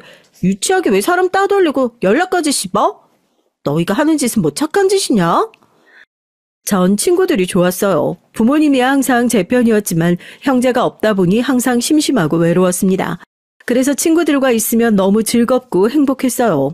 그런데 문제가 생길 때마다 제가 순순히 미안하다고 하질 않으니 어느새 주변에 친구가 하나도 없더라고요. 저도 알아요. 제 성격이 별로라는 걸요. 점점 더 사람들과 친하게 지내는 게 쉽지 않다 보니 저 나름대로 고쳐보려고 노력도 많이 했습니다. 그런데 아무리 노력을 해도 안 되는 게 있었어요. 제가 하기 싫은 건 죽어도 못하겠더라고요. 그 성격 때문에 태어나 처음으로 부모님과도 마찰이 있었어요. 수능을 치르고 얼마 안 됐을 때 일이죠. 부모님은 당연히 제가 법대를 갈 줄 알고 계셨어요. 그런데 제가 뜬금없이 간호대에 가겠다고 우겼습니다. 어릴 때부터 검사하겠다고 노래를 부르길래 당연히 법대 가겠다고 할 줄 알았더니만 네 성적에 굳이 간호대를 왜 가? 그래. 병원에서 일하고 싶은 거면 차라리 재수해서 내년에 의대 가는 게 어때? 제가 어릴 때 무슨 드라마를 보곤 드라마 속에 나오는 여자 검사 멋있다고 나중에 커서 검사 되겠다고 하긴 했어요. 성적도 항상 나쁘지 않은 편이었기에 부모님은 당연히 법대 가서 로스쿨에 진학할 줄 아셨죠. 그런데 최근에 생각이 변했습니다. 무슨 일이 있어도 간호대에 가서 훌륭한 수간호사가 되고 말 거라고요. 나 엄마 아빠가 뭐라고 하든 간호대 갈 거야. 그러니까 재순이 뭐니 그런 소리 하지 마세요. 아니 도대체 이게 무슨 일이야. 내 딸이지만 너처럼 너밖에 모르는 애가 간호사를 어떻게 하겠다고 그래. 그래, 간호사는 누구보다 배려심이 넘치고 희생정신이 투철한 사람이어야 하는데 너 정말 자신 있어? 당연히 자신 있지. 나처럼 머리 좋은 애 뭐래도 다 잘하는 거 몰라? 나 무조건 수간호사까지 해내고 말 거니까 걱정하지 마세요. 절 이렇게 고집불통으로 만든 건 오냐오냐 귀하게만 키워주신 부모님 탓인데도 이런 순간에도 또 제 편을 안 들어주시더라고요. 두 분 다 굉장히 이성적으로 저에게 간호사는 안 어울려도 너무 안 어울린다고 하셨어요. 하지만 전 생각을 바꿀 마음이 전혀 없었습니다. 이미 제 미래는 간호사로 제가 결정했으니까요. 제가 몇 년 전 급성 맹장으로 병원에 입원한 적이 있어요. 당시에도 반 친구들과 사이가 멀어져서 학교에서 거의 혼자 다닐 때였거든요. 그런데 아침부터 아랫배가 슬슬 아프기 시작하더니 점심 먹으러 학교 식당으로 가는 길에 도저히 견딜 수가 없어서 그대로 쓰러지고 말았습니다. 당시에 전 항상 혼자 다닐 때라 바로 도와주는 친구가 없어서 한참 그대로 방치되어 있었어요. 그러다가 지나가던 선생님들이 절 발견해서 그대로 병원으로 보내졌습니다. 그때 급하게 맹장 수술을 받고 통증이 너무 심해서 병원에 일주일이나 입원했었는데 그때 절 많이 도와주신 분이 병원 수간호사 선생님이었어요. 부모님 두 분 다 워낙 바쁘셔서 병원에 같이 있어 주실 수가 없었는데 그런 제가 안쓰러웠는지 수간호사 선생님이 제 병실에 자주 들러주셨죠. 일이 바쁘실 텐데도 자주 들러서 말도 걸어주고 산책도 같이 도와주고 하셨어요. 제가 병원에 밥 맛없다고 자꾸 안 먹으니까 밖에서 제가 먹을 만한 간식들을 사다가 몰래 가져다 주기도 하셨고요. 이게 되게 유명한 빵집에서 나온 거니까 한번 먹지 말고 천천히 여러 번에 나눠서 먹어. 또 먹고 싶으면 선생님한테 얘기하고. 와, 대박! 저 이 빵 너무 먹어보고 싶었는데 감사해요, 선생님. 병원에 있을 때 잠깐 만난 간호사 선생님이었는데도 지금까지 그때의 기억이 생생해요. 어린 제가 보기에도 그 수간호사 선생님은 환자에게 진심이라는 게 그대로 느껴졌거든요. 그때 나눈 대화가 너무 따뜻하고 좋았습니다. 물론 그 선생님이 저에게만 잘해주신 건 아니었어요. 항상 보면 다른 환자들이나 간호사 선생님들에게도 너무나 다정하고 친절하게 대하시더라고요. 그 모습이 너무 멋있어 보여서 닮고 싶다는 생각이 들었죠. 그때까지 한 번도 느껴보지 못했던 존경심이라는 감정이 느껴졌고요. 학창시절 내내 나의 부족한 성격 탓에 친구들과 멀어지고 힘든 시기를 겪어서 그런지 어린 마음에 더 심하게 감명받아 나도 저 사람처럼 되고 싶다는 마음이 점점 더 커졌습니다. 물론 사람이 한순간에 그렇게 변할 수야 없겠지만 간호사로서의 전문 지식을 가지고 환자들을 친절하게 대하다 보면 저도 그 수간호사 선생님처럼 되지 않을까 기대했어요. 100%로는 아니더라도 그 선생님의 반만이라도 닮아갔으면 좋겠다는 마음으로요. 제 고집이 워낙 세다는 걸 부모님께서 알기도 하셨고 제가 또 변덕도 심하다는 걸 아시기 때문에 또 언제 마음이 바뀔지 모른다고 부모님은 단순하게 생각하셨어요. 그런데 전 생각보다 잘 해냈어요. 간호대학을 다니는 내내 수석을 한 번도 놓치지 않았고요. 덕분에 졸업을 앞두고 우리나라에서 제일 알아주는 명문대학 병원에 단번에 합격했습니다. 그렇게 전 꿈꾸던 대로 진짜 간호사가 됐어요. 본격적으로 간호사로 일을 시작하니 학창시절 만났던 그 수간호사 선생님이 더 대단하다고 느껴졌죠. 이렇게 일이 많고 힘든데 어떻게 그렇게 차분하고 다정한 성품으로 환자들을 대할 수 있는지 신기하기만 했습니다. 전 일은 참 잘하는 간호사가 됐지만 친절한 간호사는 되지 못했어요. 항상 제 가슴 속에 품어둔 수간호사 선생님처럼 훌륭한 간호사가 되고 싶었지만 세상이 절 그냥 그렇게 두지 않았습니다. 병원에 참 별의별 일이 많아요. 간호사에게 욕하는 환자도 많고 간호사를 본인 시녀로 하는 환자들도 수두룩합니다. 그러다 보니 자연스레 전 더 독해지고 말이 없어졌어요. 간호사 생활 5년차가 넘었을 때 일이에요. 대학병원은 워낙 환자도 많고 긴박한 상황이 많다 보니 일의 규칙이라는 게 별로 없습니다. 내일, 이일 가리지 않고 급하면 누구라도 해야 되죠. 그러다 보니 연차가 쌓일수록 전공의들이 해야 하는 일까지 해야 할 때가 많아요. 의사나 전공의들은 본인들이 시간이 나야 병실에 올 수 있지만 간호사들은 항상 병실 앞에 있으니 환자들의 요구를 거절할 수가 없죠. 도대체 언제까지 기다리라는 거야? 어깨에 달린 주사 하나만 빼면 되는데 아무나 와서 해주면 되지. 언제까지 기다리래? 나 바빠. 빨리 빼. 환자분, 안에 피가 고이거나 염증이 생길 수 있는 거라 전공의 선생님이 와서 해주셔야 돼요. 금방 오실 거니까 조금만 기다리세요.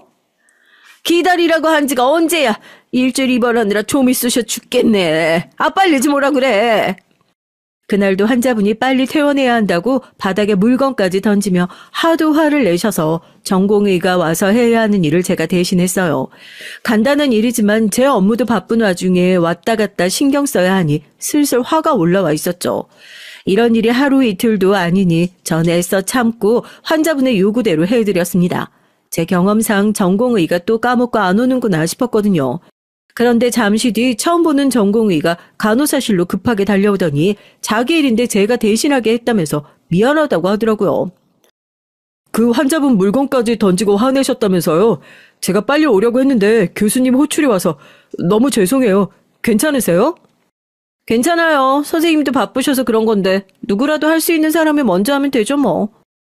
전공의 선생님이 고개까지 연신 숙이면서 주머니에 있던 따뜻한 커피를 건네는데 그 모습이 제 눈엔 귀여워 보였습니다.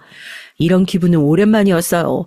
사실 병원 생활을 오래 하면 할수록 병원에서 만나는 사람들이 다 싫어지거든요. 의사든 간호사든 환자든 전부 다 싫어요. 아무래도 다들 아파서 온 사람들이고 조금만 실수를 해도 큰 사고로 이어질 수 있는 장소다 보니 다들 예민하고 까칠해요. 하루 종일 같이 일을 해도 웃으면서 인사하는 사람들도 거의 없고요. 그런데 아주 오랜만에 해맑고 다정한 사람을 보니까 저도 모르게 힐링이 되더군요. 제가 다른 건 몰라도 사람 보는 눈은 있어요. 그 전공의를 제가 그 이후 1년을 넘게 지켜봤는데 사람이 참 선하고 친절하더라고요. 그때 봤던 수간호사 선생님처럼 말이죠. 한번 관심을 주고 나니 그때부터 마음이 점점 커졌습니다. 어느새 제가 그 전공의 선생님을 좋아하고 있더라고요. 전 좋아하는 사람이 생기면 마음을 숨기지 못해요. 성격이 급해서 바로 다가가서 고백해야 직성이 풀립니다. 물론 그것도 어릴 때의 얘기고 저도 더는 어린 나이가 아니니 천천히 다가갔습니다. 더군다나 같은 병원 직원이니까요. 그런데 이 남자가 눈치가 참 없더라고요. 착하고 사람은 좋은데 제가 몇 번이나 같이 밥을 먹으면서 추파를 던졌는데 걸려들질 않더라고요. 더군다나 워낙 다정다감한 성격이다 보니 잘해주긴 되게 잘해주더라고요. 사람이 포기를 못하게 말이죠. 그러던 중 제가 병원에서 같이 일하던 간호사랑 문제가 좀 있었어요. 저보다 1년 선배 간호사였는데 일을 너무 못해요. 중요한 일을 까먹는 건 기본이었고 문제가 생겼을 때 다른 간호사들한테 미루는 게 습관인 사람이었죠. 저야 워낙 일을 잘하다 보니 그 선배한테 꼬투리 잡힐 일이 없었는데 자꾸 본인이 실수할 때마다 다른 간호사들 핑계를 대니 팀 분위기 망쳤어요. 안 그래도 일도 힘든데 같은 간호사들끼리 사이가 불편하면 더 힘들어요. 위에서 힘들게 하니 어린 간호사들은 자꾸 그만두기도 했고요. 저희 팀에 자꾸 어린 간호사들이 그만두니 수간호사님께서 간호사들이 그만두는 이유에 대해 여러 번 물으셨어요. 한두 번은 모르겠다고 둘러댔는데 같은 일이 반복되니 저도 짜증이 나서 더는 못 참겠더라고요. 결국은 수간호사님한테 사실대로 얘기를 했습니다. 1년 선배인 간호사가 힘들게 하는 게 있다고요. 그 이후 선배 간호사가 갑자기 다른 팀으로 가게 됐어요. 전 잘됐다 싶었는데 제가 수간호사님에게 얘기한 걸 선배가 알게 돼서 저에게 다짜고짜 따지더라고요. 너 평소에도 할 말 못할 말 구분 못해서 짜증나게 하더니만 네가 결국은 사고 치는구나. 애들 그만두는 게 왜 나 때문이야. 네가 매일 애들한테 까다롭고 예민하게 구니까 애들이 힘들어서 나간 거 아니야. 선배 간호사는 또 저에게 책임 전가를 하기 시작했어요. 전 기가 막혀서 웃음도 안 나오더라고요. 전 어이가 없어서 한마디 하려고 자리에서 일어났습니다. 그런데 그때였어요. 생각지도 못한 사람이 나타나 제 편을 들었습니다. 제가 웬만하면 안 끼어들려고 했는데요. 박 선생님이 너무 모르시는 것 같아서 제가 한 말씀 드릴게요. 유정 선생님이야 다른 간호사분들 가르치느라 까다롭고 예민하게 군 거죠. 그만큼 중요한 일이니까요. 근데 박 선생님은 가르쳐주는 것도 없으면서 매일 본인 할 일 다른 간호사들한테 넘겨서 부려먹고 본인이 잘못한 것까지 다 덤텅이 씌우셨잖아요. 저도 옆에서 보면서 다른 간호사분들이 안쓰럽다고 생각했었어요. 그 순간 간호사실엔 고요한 정적이 흘렀습니다. 평소 다정하고 친절하기로 유명한 남자 전공의가 저를 위해 나서서 제 편을 들어주다니 다들 놀랄만 했죠. 심지어 제 이름까지 붙여서 유정 선생님이라고 부르는데 저도 많이 놀랐어요. 평소 제가 그렇게 관심 있다는 티를 내도 영 반응이 없더니만 중요한 순간에 왕자님처럼 나타나서 도와주니 전 그 전공의 선생님이 더 좋아졌습니다. 이제 더는 물러설 곳이 없었어요. 저는 얼마 뒤 전공의 선생님에게 고백하고 사귀기 시작했습니다. 고백할 때까지만 해도 분명 차일 거라고 판단하고 한 고백이었는데 이 남자가 덥석 받아주더라고요. 심지어 본인도 오랫동안 절 좋아했답니다. 제가 워낙 숫기가 없어서 표현을 못했는데 유정 선생님 먼저 고백해주니까 너무 좋아요. 이 선생님은 정말 멋있는 것 같아요. 살다 살다 남자한테 멋있다는 소리 처음 들어봤잖아요. 지금까지 제가 만나온 남자들은 다들 저에게 성격이 까칠하네, 자기밖에 모르네 하면서 이기적이라고 했어요. 그래서 그런지 연애 시작해도 반년 이상 해본 적이 없거든요. 그런데 이 남자친구는 뭔가 달라도 너무 달랐습니다. 제가 뭘 해도 좋아해주고 응원해줬거든요. 전 대학병원 간호사의 남자친구는 전공의이다 보니 사실 둘 다 연애하기에 좋은 조건은 아니에요. 둘 다 바빠서 만날 시간도 거의 없으니까요. 그런데 둘 다 병원에서 어떻게 생활하는지 뻔히 다 알아서 그런지 자연스레 서로 배려하고 이해해줬습니다. 이런 연애는 처음이었어요. 전 남자친구들은 제가 3교대라 너무 피곤하다고 바쁘다고 하면 딱딱 근무 시간 지켜가며 일하는데 뭐가 힘드냐고 했고요. 일반 직장인들은 야근에 출장에 출퇴근 시간이 정해져 있어도 지키지를 못한다고 더 힘들다고 투덜거렸죠. 그런데 지금의 남자친구는 본인도 거의 못 자고 일해서 힘들 텐데도 항상 절 먼저 챙겨줬습니다. 제가 출근하는 시간, 퇴근하는 시간, 자는 시간을 미리 확인해서 바쁜 시간은 피해서 연락하고 최대한 쉬는 날을 미리 맞춰서 데이트할 수 있게 시간을 맞췄죠. 남자친구가 먼저 절 생각해주고 항상 배려해주다 보니 저도 자연스레 성격이 유순해졌습니다. 남자친구를 만나는 동안은 화를 낼 일도 고집을 피울 일도 전혀 없었죠. 남자친구는 절 좋은 사람이 되게 만들어줬어요. 사실 다정하고 친절한 사람이 되기 위해 간호사가 됐는데도 어느새 더 까칠하고 예민해진 절 보다 보면 마음이 안 좋을 때가 많았어요. 환자들에게 치여서 힘들 땐 내가 왜 굳이 간호사가 돼서 이런 대접을 받고 고생을 하나 싶을 때도 많았습니다. 그래서 때려치우고 싶은 순간도 있었죠. 예전에 저라면 당연히 박차고 나갔을 거예요. 그런데 남자친구는 그럴 때마다 저에게 응원과 위로를 아끼지 않았습니다. 사실 나도 의사만 되면 모든 게 다 끝나는 건 줄 알았는데 이렇게 힘든 줄 몰랐어. 그래서 매일 울면서 그만둬야 하나 고민했었는데 그때 자기 만나게 된 거야. 또 할 일 까먹어서 교수님께 욕먹겠다 했던 순간에 자기가 영웅처럼 나타나서 도와줬잖아. 거기다가 나한테 짜증 낼 수도 있는 상황이었는데도 자긴 별일 아닌 듯이 싫은 내색도 안 하고. 그때 내가 자기 보면서 저렇게 힘든데도 멋지게 일하는 사람이 있구나 싶어서 많이 배웠다니까. 남자친구의 말을 듣는데 전 하마터면 눈물이 날 뻔했어요. 누군가에게 제 모습이 멋있고 좋게 보였다는 게 이렇게 위로가 될 줄 몰랐거든요. 지난 시간 동안 고생한 세월이 다 보상받는 느낌이었습니다. 예전에 제가 병원에서 만났던 수간호사님께 느꼈던 기분은 다른 사람이 저에게 느꼈다고 생각하니 너무 좋더라고요. 남자친구 덕분에 전 기운을 차렸어요. 그리고 어느새 제가 누구보다 제가 하는 일에 대해 좋아하고 있다는 사실을 깨달았죠. 제가 친절하고 다정한 간호사는 아니지만 정확하고 꼼꼼한 간호사라는 건 장담해요. 그리고 간호사를 힘들게 하는 환자도 많지만 좋은 분들도 많이 만나기도 하고요.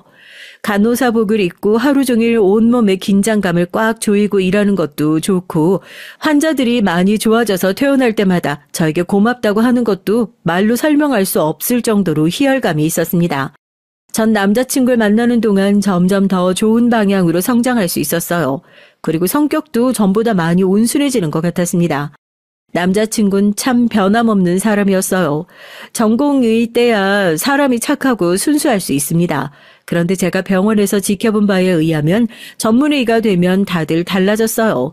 그전까진 모르는 게 많아서 어리바리하던 의사들도 전문의가 되고 나면 간호사들을 은근 무시하고 아는 척하는 게 있거든요. 그런데 남자친구는 그러지 않았습니다. 병원에서도 친절하고 좋은 의사로 유명했어요. 그러다 보니 전 남자친구를 볼 때마다 제가 어디 가서 이런 남자를 또 만날 수 있을까 매일 생각했죠. 전 자연스레 결혼 생각이 들었습니다. 비혼이나 다름없었던 저였는데 이런 남자친구와의 결혼이라면 행복하게 살 수 있을 것 같았죠. 그런데 세상에 쉬운 일이란 없었어요. 남자친구와의 결혼에 걸리는 게 딱 한 가지 있었습니다. 바로 시어머니였어요. 연애를 처음 시작했을 때부터 마음에 좀 걸리는 게 있었거든요. 남자친구처럼 다정한 사람이 어머니 얘기만 나오면 입을 꾹 다물더라고요. 처음엔 별일 아니겠거니 그냥 넘어갔는데 만나면 만날수록 남자친구와 어머니 사이에 문제가 있는 것 같더라고요. 한 번은 이런 적이 있었습니다. 남자친구와 제가 오랜만에 쉬는 날에 겹쳐서 여행을 갔어요. 1박 2일로 간 건 처음이라 둘 다 신이 나 있었죠. 그런데 숙소에 도착할 때쯤 남자친구에게 전화가 걸려왔어요. 핸드폰 화면을 보니 남자친구의 어머니였습니다. 그런데 남자친구가 전화를 안 받더라고요. 전 신경이 쓰여서 왜 전화를 안 받냐고 물었죠. 그러자 남자친구가 하는 말이 놀라웠습니다. 어머닌 나 여행 오는 거 모르시거든. 그냥 일하는 줄 알아. 우리 집에선 있을 수 없는 일이라 신기했어요. 저희 부모님은 제가 친구랑 밥만 먹고 들어와도 누구랑 먹었냐, 뭘 먹었냐 꼬치꼬치 물으시는데 남자친구 어머님은 같이 사는 아들이 여행을 간 것도 모른다는 게 신기했죠. 이런 얘기하기 창피한데 내가 여자친구랑 여행 온 거 알면 우리 어머니 난리 치실 거야. 의사 될 애가 연애는 무슨 연애냐고. 아무리 그래도 1박 2일 여행인데 미리 말씀드려야 되는 거 아닐까? 말해봐야 좋은 소리 못 들을 텐데 뭐하러 얘기하겠어. 우리 어머니는 내가 병원 쉬고 여행 갔다는 것보다 차라리 못 쉬고 밤새도록 일했단 얘기를 더 좋아하실 거야. 남자친구의 얘기를 듣는 내내 전 공감이 안 돼서 혼났어요. 30이 넘은 아들이 연애하는 게 도대체 뭐가 문제인가 싶기도 했고 매일 병원에서 일하느라 힘든 아들이 여행 좀 가는 게 어떤가 싶기도 했고요. 전 의아해서 남자친구에게 의사는 연애도 하면 안 되는 거냐고 물었어요. 그러자 남자친구가 우물쭈물 하더니만 자신의 어머니에 관한 얘기를 하더군요. 남자친구 말이 어머니께서 굉장히 무섭고 엄하시대요. 나 학교 다니는 내내 새벽 2시에 자고 5시에 일어나서 공부했어. 안 그러면 어머니가 아침에 밥도 안 주시고 주말에 몰래 친구들이랑 영화라도 보고 들어오면 핸드폰이 부서지기도 했었거든. 남자친구는 너무도 담담하게 얘기하는데 사실 전 너무 놀랐어요. 남자친구와 얘기를 하다 보니 남자친구가 그동안 어떻게 살아왔는지 조금은 알겠더라고요. 남자친구는 의대에 가기 위해 하루 종일 공부를 하고 하루에 3시간밖에 자지 못했대요. 중고등학교 6년 내내 말이죠. 거기다 주말에도 쉬지 못하고 친구도 만날 수가 없었답니다. 너무 답답해서 잠깐이라도 친구들이랑 놀고 오려고 하면 어머니께서 절대 안 된다고 하셨대요. 네가 다른 애들이랑 같아? 너는 특별해. 응? 잘난 부모 덕에 좋은 머리 타고났으면 더 악착같이 열심히 할 생각을 해야지. 다른 평범한 애들처럼 놀 생각만 하면 되겠니? 특별하든 평범하든 사람이 좀 쉬어가면서 해야 공부도 잘 되죠. 매일 쳇바퀴처럼 똑같이 사는 거 이제 좀 지겨워요. 어머니 말이라면 1년 365일 매일 잘 듣다가 너무 힘들어서 한번 쉬고 싶다고 말을 해도 어머니는 들어주지 않으셨답니다. 사람 살리는 의사가 될 건데 그 정도도 못 참으면 안 된다고요. 당시에 남자친구가 귀에 딱지가 생기게 들은 말이 특별하다는 말이랍니다. 남자친구 부모님 두 분 다 학벌이 좋으세요. 아버님은 명문대를 나와 여대에서 교수로 계시고 어머니는 약대를 나와 약사를 하시더라고요. 사실 우리 어머니는 약대가 아니라 의대 가고 싶어 했었는데 성적이 조금 부족해서 약대 가셨거든. 그래서 그런지 내가 혹여나 의대에 떨어질까 봐 나보다 더 전전긍긍하셨어. 어머니는 당신이 이루지 못한 꿈을 아들에게 이루게 하려고 학창시절 내내 지독하게 공부시켰나 보더라고요. 그런 얘기를 들으니 전 남자친구가 더 대단하게 느껴졌습니다. 쉽지 않은 환경에서 이렇게 바르고 훌륭하게 자랐다는 게 진심으로 대단했어요. 아마 저라면 진작에 버티지 못하고 집을 뛰쳐나왔을 거예요. 반면에 남자친구는 어머니의 바람대로 의대 가고 지금까지 훌륭하게 전문의가 됐으니 여러모로 참 멋진 사람이었죠. 남자친구의 많은 면을 알게 될수록 전 점점 더 남자친구가 좋아졌습니다. 그때까지만 해도 남자친구의 어머니를 직접 상대해 본 건 아니다 보니까 막연하게나마 엄하고 보수적인 분이시구나 정도로만 생각하고 있었거든요. 그런데 제가 잘못 생각한 거더라고요. 남자친구의 어머님은 제가 생각한 것보다 훨씬 더 이상한 분이었습니다. 제가 그렇게 생각하게 된 계기가 있었어요. 어느 날이었죠. 남자친구가 늦은 저녁에 갑자기 집 앞에 찾아왔더라고요. 그러더니 대뜸 주차장으로 내려와 달라고 하더군요. 그러고 한다는 말이 결혼하자고 했어요. 이런 말 갑작스럽겠지만 나랑 결혼해 줄래? 제가 좋아하는 프리지아 한 다발을 품에 가득 안고 온 남자친구는 떨리는 손으로 제게 꽃을 건넸습니다. 전 당연히 좋다고 대답했죠. 남자친구를 만나는 동안 내내 기다리던 순간이니까요. 그때까지만 해도 전 단순히 프로포즈를 받은 것 정도로만 생각했습니다. 그런데 이게 그렇게 단순한 일이 아니더라고요. 프로포즈를 받은 날 밤 차 안에서 남자친구와 얘기를 나누는데 남자친구가 저에게 굉장히 조심스럽게 말을 꺼내더라고요. 잔뜩 긴장한 얼굴로 말이죠. 이런 말 하면 자기가 기분 나쁠 수도 있는데 부끄러워도 사실이니까 그냥 얘기할게. 얼마 전에 어머니께서 당장 선 봐서 결혼하라고 선자리를 구해오신 거야. 남자친구는 혹여나 제 기분이 상할까 눈치를 보면서 얘기를 했어요.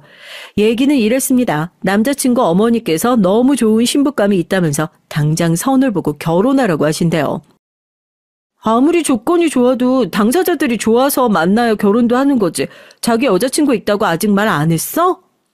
전 기분이 나쁘진 않았습니다. 남자친구가 부모님께 아직 제 얘기를 안 했다는 건 진작 알고 있었기 때문에 모르셔서 그럴 수도 있다고 생각했죠. 그래서 여자친구 있다고 얘기도 하고 지금 만나는 여자친구랑 결혼하고 싶다고도 말씀드렸어. 남자친구는 그래서 급하게 제게 프로포즈를 한 겁니다. 급한 마음에 이미 벌써 부모님께 결혼할 사람이 있다고 얘기한 상태라 절 부모님께 소개하고 싶다네요. 전 내심 기분이 좋았어요. 저야 남자친구를 만나는 내내 결혼 생각을 했었는데 남자친구는 그동안 한 번도 먼저 결혼 얘기를 하지 않아서 나랑 결혼할 생각이 없는 건가 걱정되기도 했었거든요. 그런데 제가 결혼을 너무 쉽게 생각했나 봐요. 제 남자친구 부모님께 인사를 드리러 가겠다고 남자친구에게 얘기를 했는데도 그 뒤로 말이 없더라고요.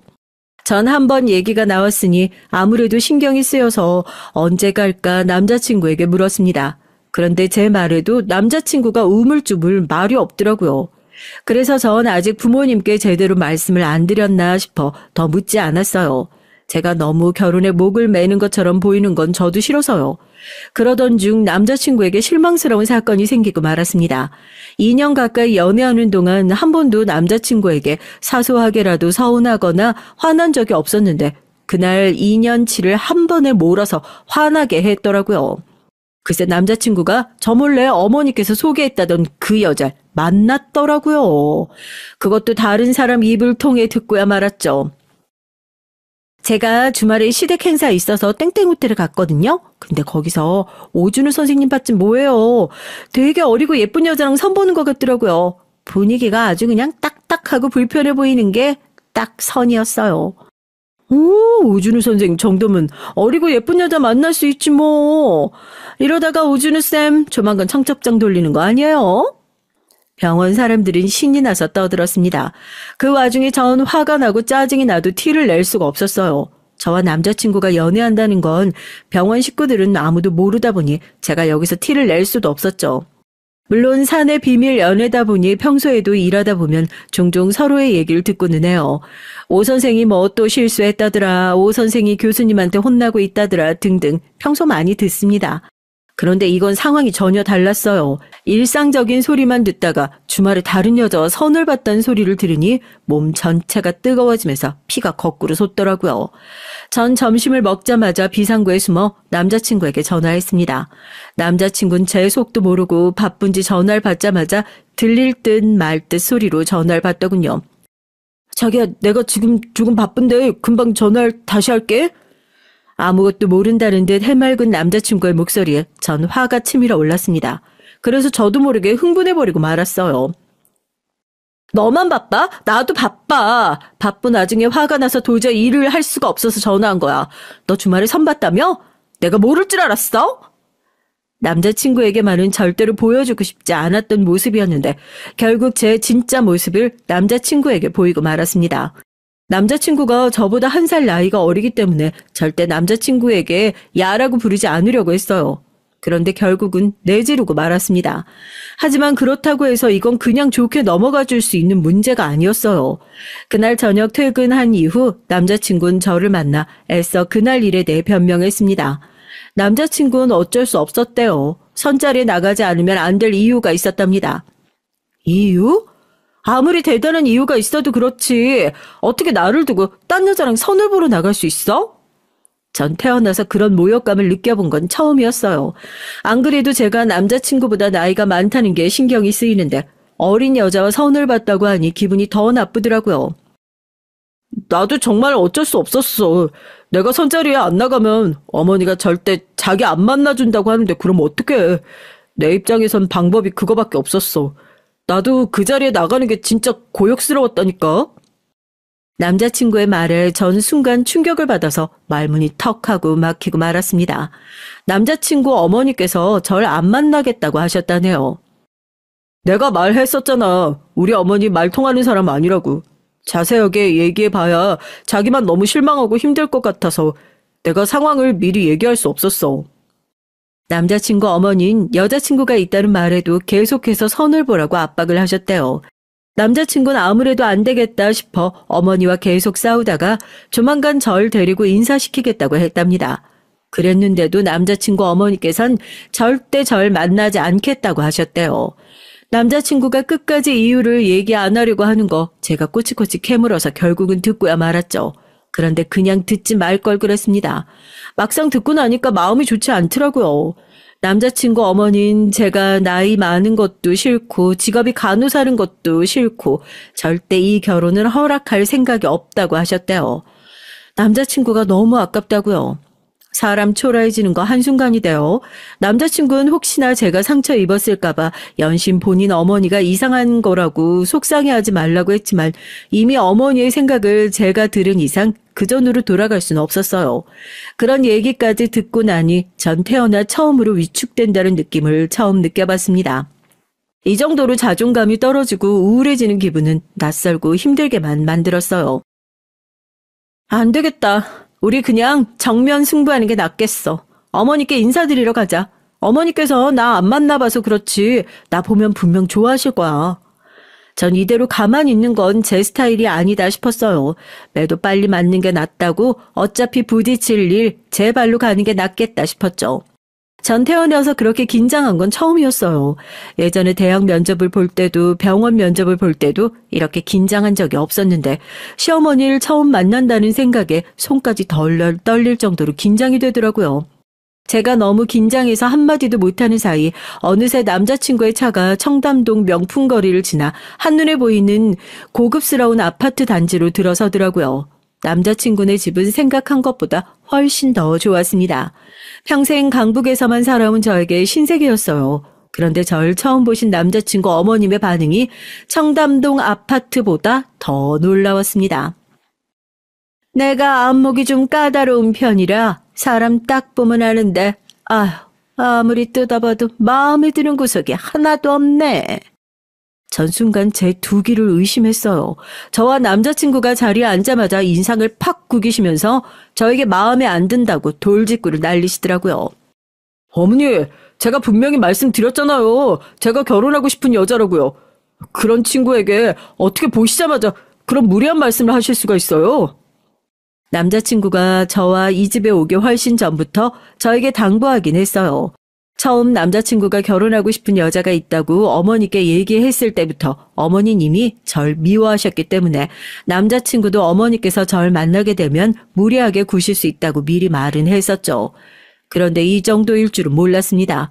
지금까지 살면서 환자들에게 별의별 말을 다 들어 이 정도쯤이야 괜찮을 줄 알았는데 막상 좋아하는 남자친구 어머니에게 이런 소리 들으니까 저도 귀가 빨개질 정도로 화가 나더라고요.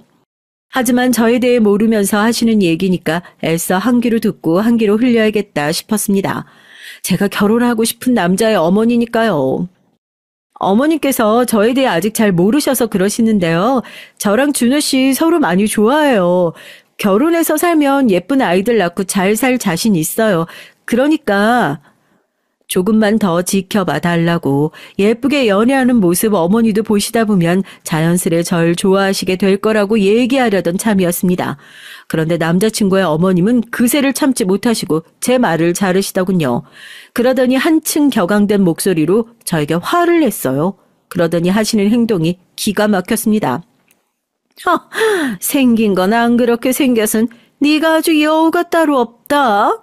아주 오늘 우리 집에 작정하고 왔어. 어디 간호사 주제에 감히 우리 의사들을 넘봐. 넌 염치도 없니? 순식간에 자리에서 벌떡 일어난 어머니께서 갑자기 제 머리끄덩이를 잡고 마구 흔들었어요. 전 태어나 난생 처음 겪는 상황에 너무 당황해서 어머니의 손에 끌려다녔습니다. 내가 웬만하면 점잖게 얘기하고 보내주려고 했는데 이게 아주 보통이 아니네. 나는 죽었다 깨나도 너 같은 며느리 볼 생각 없으니까 입 닥치고 저리 꺼져. 내 아들 옆에서 떨어지라고. 너무도 순식간에 일어난 일이라 저도 너무 당황했어요. 역시나 놀란 남자친구가 어머니의 허리를 잡아 밀어내지 않았다면 전 그대로 머리털이 다 뽑히고 말았을 겁니다. 그 순간 너무 억울하고 어이가 없어서 저도 눈이 번쩍 뜨이더라고요. 전 순간 날카로워진 눈매로 어머니를 쏘아봤어요. 이런 아줌마가 어떻게 남자친구처럼 좋은 사람의 어머니일 수 있는지 이해가 안 돼서요.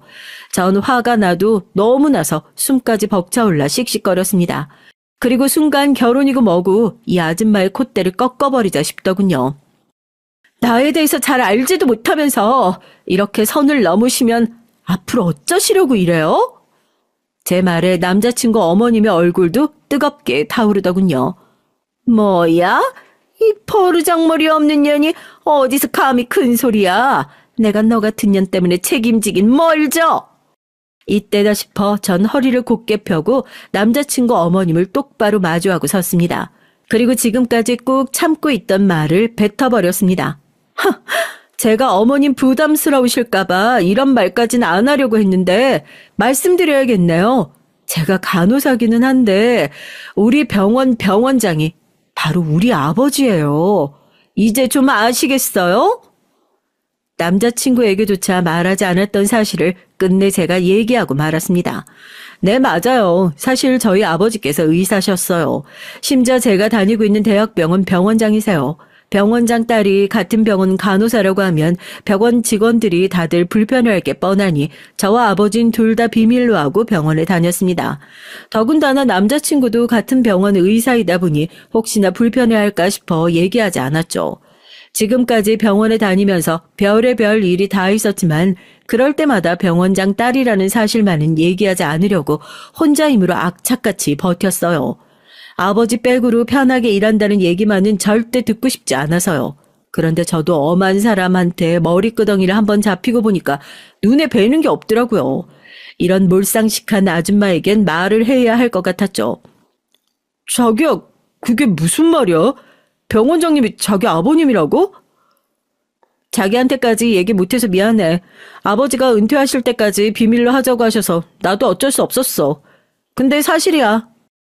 남자친구에겐 아버지께서 내년이면 임기가 끝나실 예정이라 그때 돼서 이야기할 생각이었어요. 그런데 제가 먼저 이 얘기를 하게 될 줄은 꿈에도 몰랐습니다. 그 정도로 너무 화가 났거든요.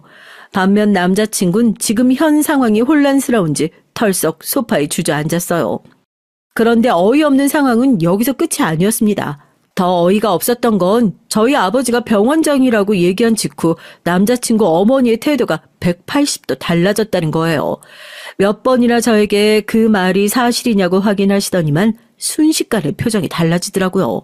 바로 조금 전 움켜졌던 제 머리를 급하게 쓰다듬으면서 자신도 모르게 너무 흥분해버렸다고 하시더라고요. 어머머, 얘 좀 봐. 그런 중요한 얘기를 왜 안 하고 숨기고 있었어? 너 보기보다 애가 참 겸손하고 괜찮구나. 내가 오해했다, 얘. 우리 별거 아닌 일로 괜히 서로 감정 상하지 말고 앉아서 차근차근 다시 얘기해보자.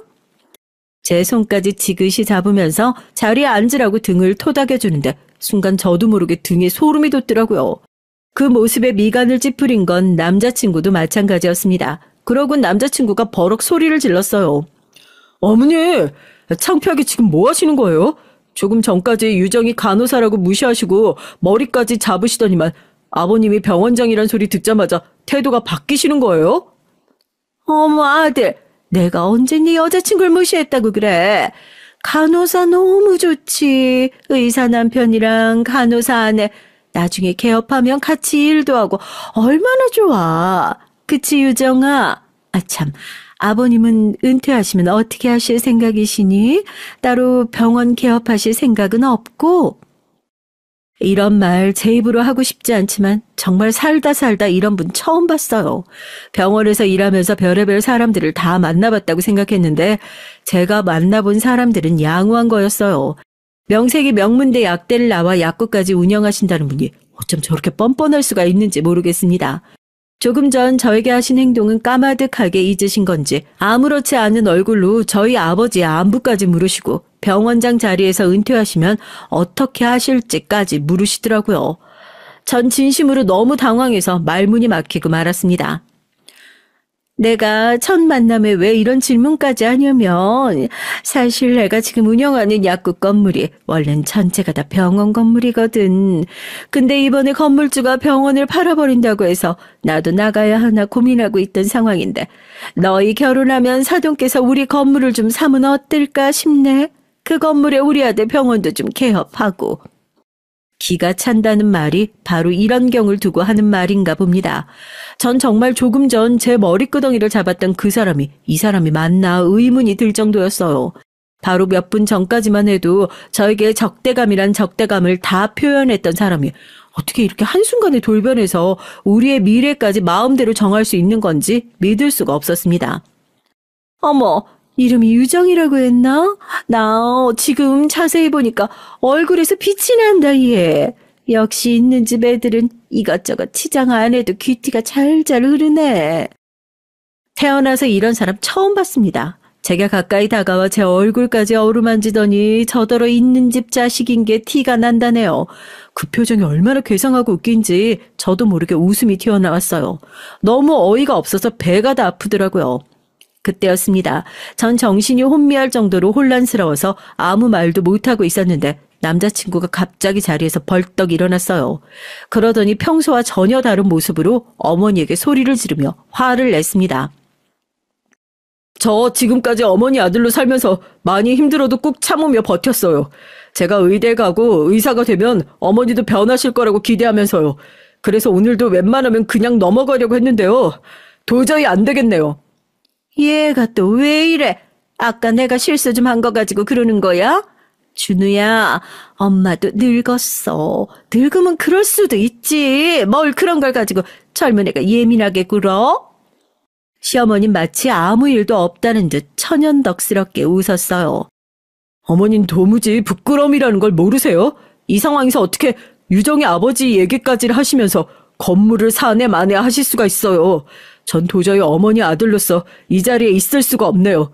저 당분간 나가서 지낼 테니까 연락하지 마세요. 남자친구의 어머닌 그럴 수도 있지 뭘 그러냐고 끝까지 당신의 잘못을 모르셨어요. 오히려 남자친구에게 예민하다고 구박하셨습니다. 그러자 남자친구는 눈물까지 글썽거리면서 소리를 지르며 울먹이더니 결국은 저를 데리고 집을 나와버렸죠. 우리 어머니지만 정말 말이 안 통해. 자기 다친 데는 없어? 나도 어머니가 저렇게까지 나오실 줄 몰랐어. 정말 미안해. 나 같아도 절대 나 같은 남자랑 결혼하기 싫을 것 같아. 남자친구는 절 집으로 데려다 주는 길에 잔뜩 일그러진 얼굴로 시무룩해져서 저에게 사과부터 했어요. 전 오히려 그런 남자친구가 걱정돼서 어디서 지내려고 그러냐고 물었죠. 남자친구는 당분간 병원 숙소에서 지낸다고 하더라고요. 집엔 죽어도 들어가기 싫다고요.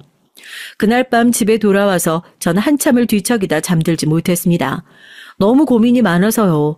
속이 답답해서 거실에 혼자 앉아 멍하니 생각을 하고 있었는데 그런 저를 발견한 아버지께서 무슨 일이냐고 물으셨죠.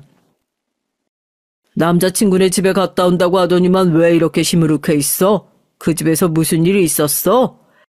아버지의 자상한 음성에 저도 모르게 눈물이 쏟아지고 말았습니다. 갑자기 제가 울어버리니 아버지도 당황하셔서 급하게 제 곁으로 다가와 앉으셨어요. 전 너무 속이 답답한 나머지 그날 있었던 일을 아버지에게 모두 다 얘기하고 말았습니다. 제 얘기에 아버지는 한숨을 크게 쉬셨죠. 오준우 선생 어머니가 네 머리끄덩이를 잡았다고? 아이고 세상에, 그런 몰상식한 옆엔 내가 다 있어. 아버진 얘기를 들으시고 너무 속상해하셨어요. 제가 남자친구네 집에 가서 그런 말도 안 되는 대접을 받았으니 당연했죠. 뭘 고민해? 당연히 그런 말도 안 되는 집구석엔 시집가면 안 되지. 내가 병원장이라는 소리에 그렇게 손바닥 뒤집듯 사람이 달라지는 거면 안 봐도 뻔하다. 아무리 남자가 좋아도 시어머니 자리가 그 모양이면 안 하는 게 맞아. 나도 이 결혼 반대니까 빠른 시간 내에 정리해. 아버지도 내가 오준우 선생이랑 사귄다고 했을 땐 사람 괜찮아 보인다고 잘 만나보라고 했었잖아. 그거야 사람만 봤을 때 얘기지. 아무리 사람이 괜찮으면 뭐래. 집안이 똥통인데. 괜히 시간 끌지 말고 아버지 말 들어. 제 생각이 짧았어요. 저도 혼자서 감당하기엔 너무 힘들어서 어렵게 아버지에게 말씀드린 건데 아버지마저 저와 남자친구 사이를 반대하셨죠. 나이도 있는데 결혼할 상대가 아니면 하루빨리 정리하는 게 맞다고요. 저도 아버지 말씀이 맞는다고 생각은 해요. 하지만 남자친구의 어머니는 어머니고 남자친구는 남자친구잖아요. 그런 꼴을 당하고도 전 남자친구에 대한 마음은 변함이 없었습니다. 오히려 그 일로 자주 연락도 못하고 만나지도 못하게 되자 더 쓸쓸하고 보고 싶었어요. 확실히 그 일이 있고 난 뒤에 남자친구와도 어딘가 조금 어색해졌어요. 남자친구도 저에게 전처럼 대하기 어려운지 연락을 하고 있지만 그전처럼 데이트는 하지 못하고 있습니다. 어쩌면 좋을까요? 정말 이대로 남자친구와 헤어지는 게 맞는 걸까요? 하지만 아무리 생각해도 제 인생에서 다시금 또 지금의 남자친구처럼 좋은 사람은 만나지 못할 것 같아요. 이런 고민을 해야 한다는 게 너무도 가슴이 아픕니다. 저보다 경험이 많으신 인생 선배님들께서 제발 도와주세요. 아무리 좋은 사람이고 사랑하더라도 시어머니 자리가 저런 분이면 헤어지는 게 맞는 걸까요? 아니면 감수하고라도 남자친구와 결혼을 하는 게 맞는 걸까요? 선배님들의 의견과 조언 댓글로 남겨주시면 하나하나 다 확인하고 참고하도록 하겠습니다. 늦게까지 저의 긴긴 얘기 들어주셔서 감사해요. 여러분에겐 언제나 즐거운 일만 가득하시길 바라겠습니다.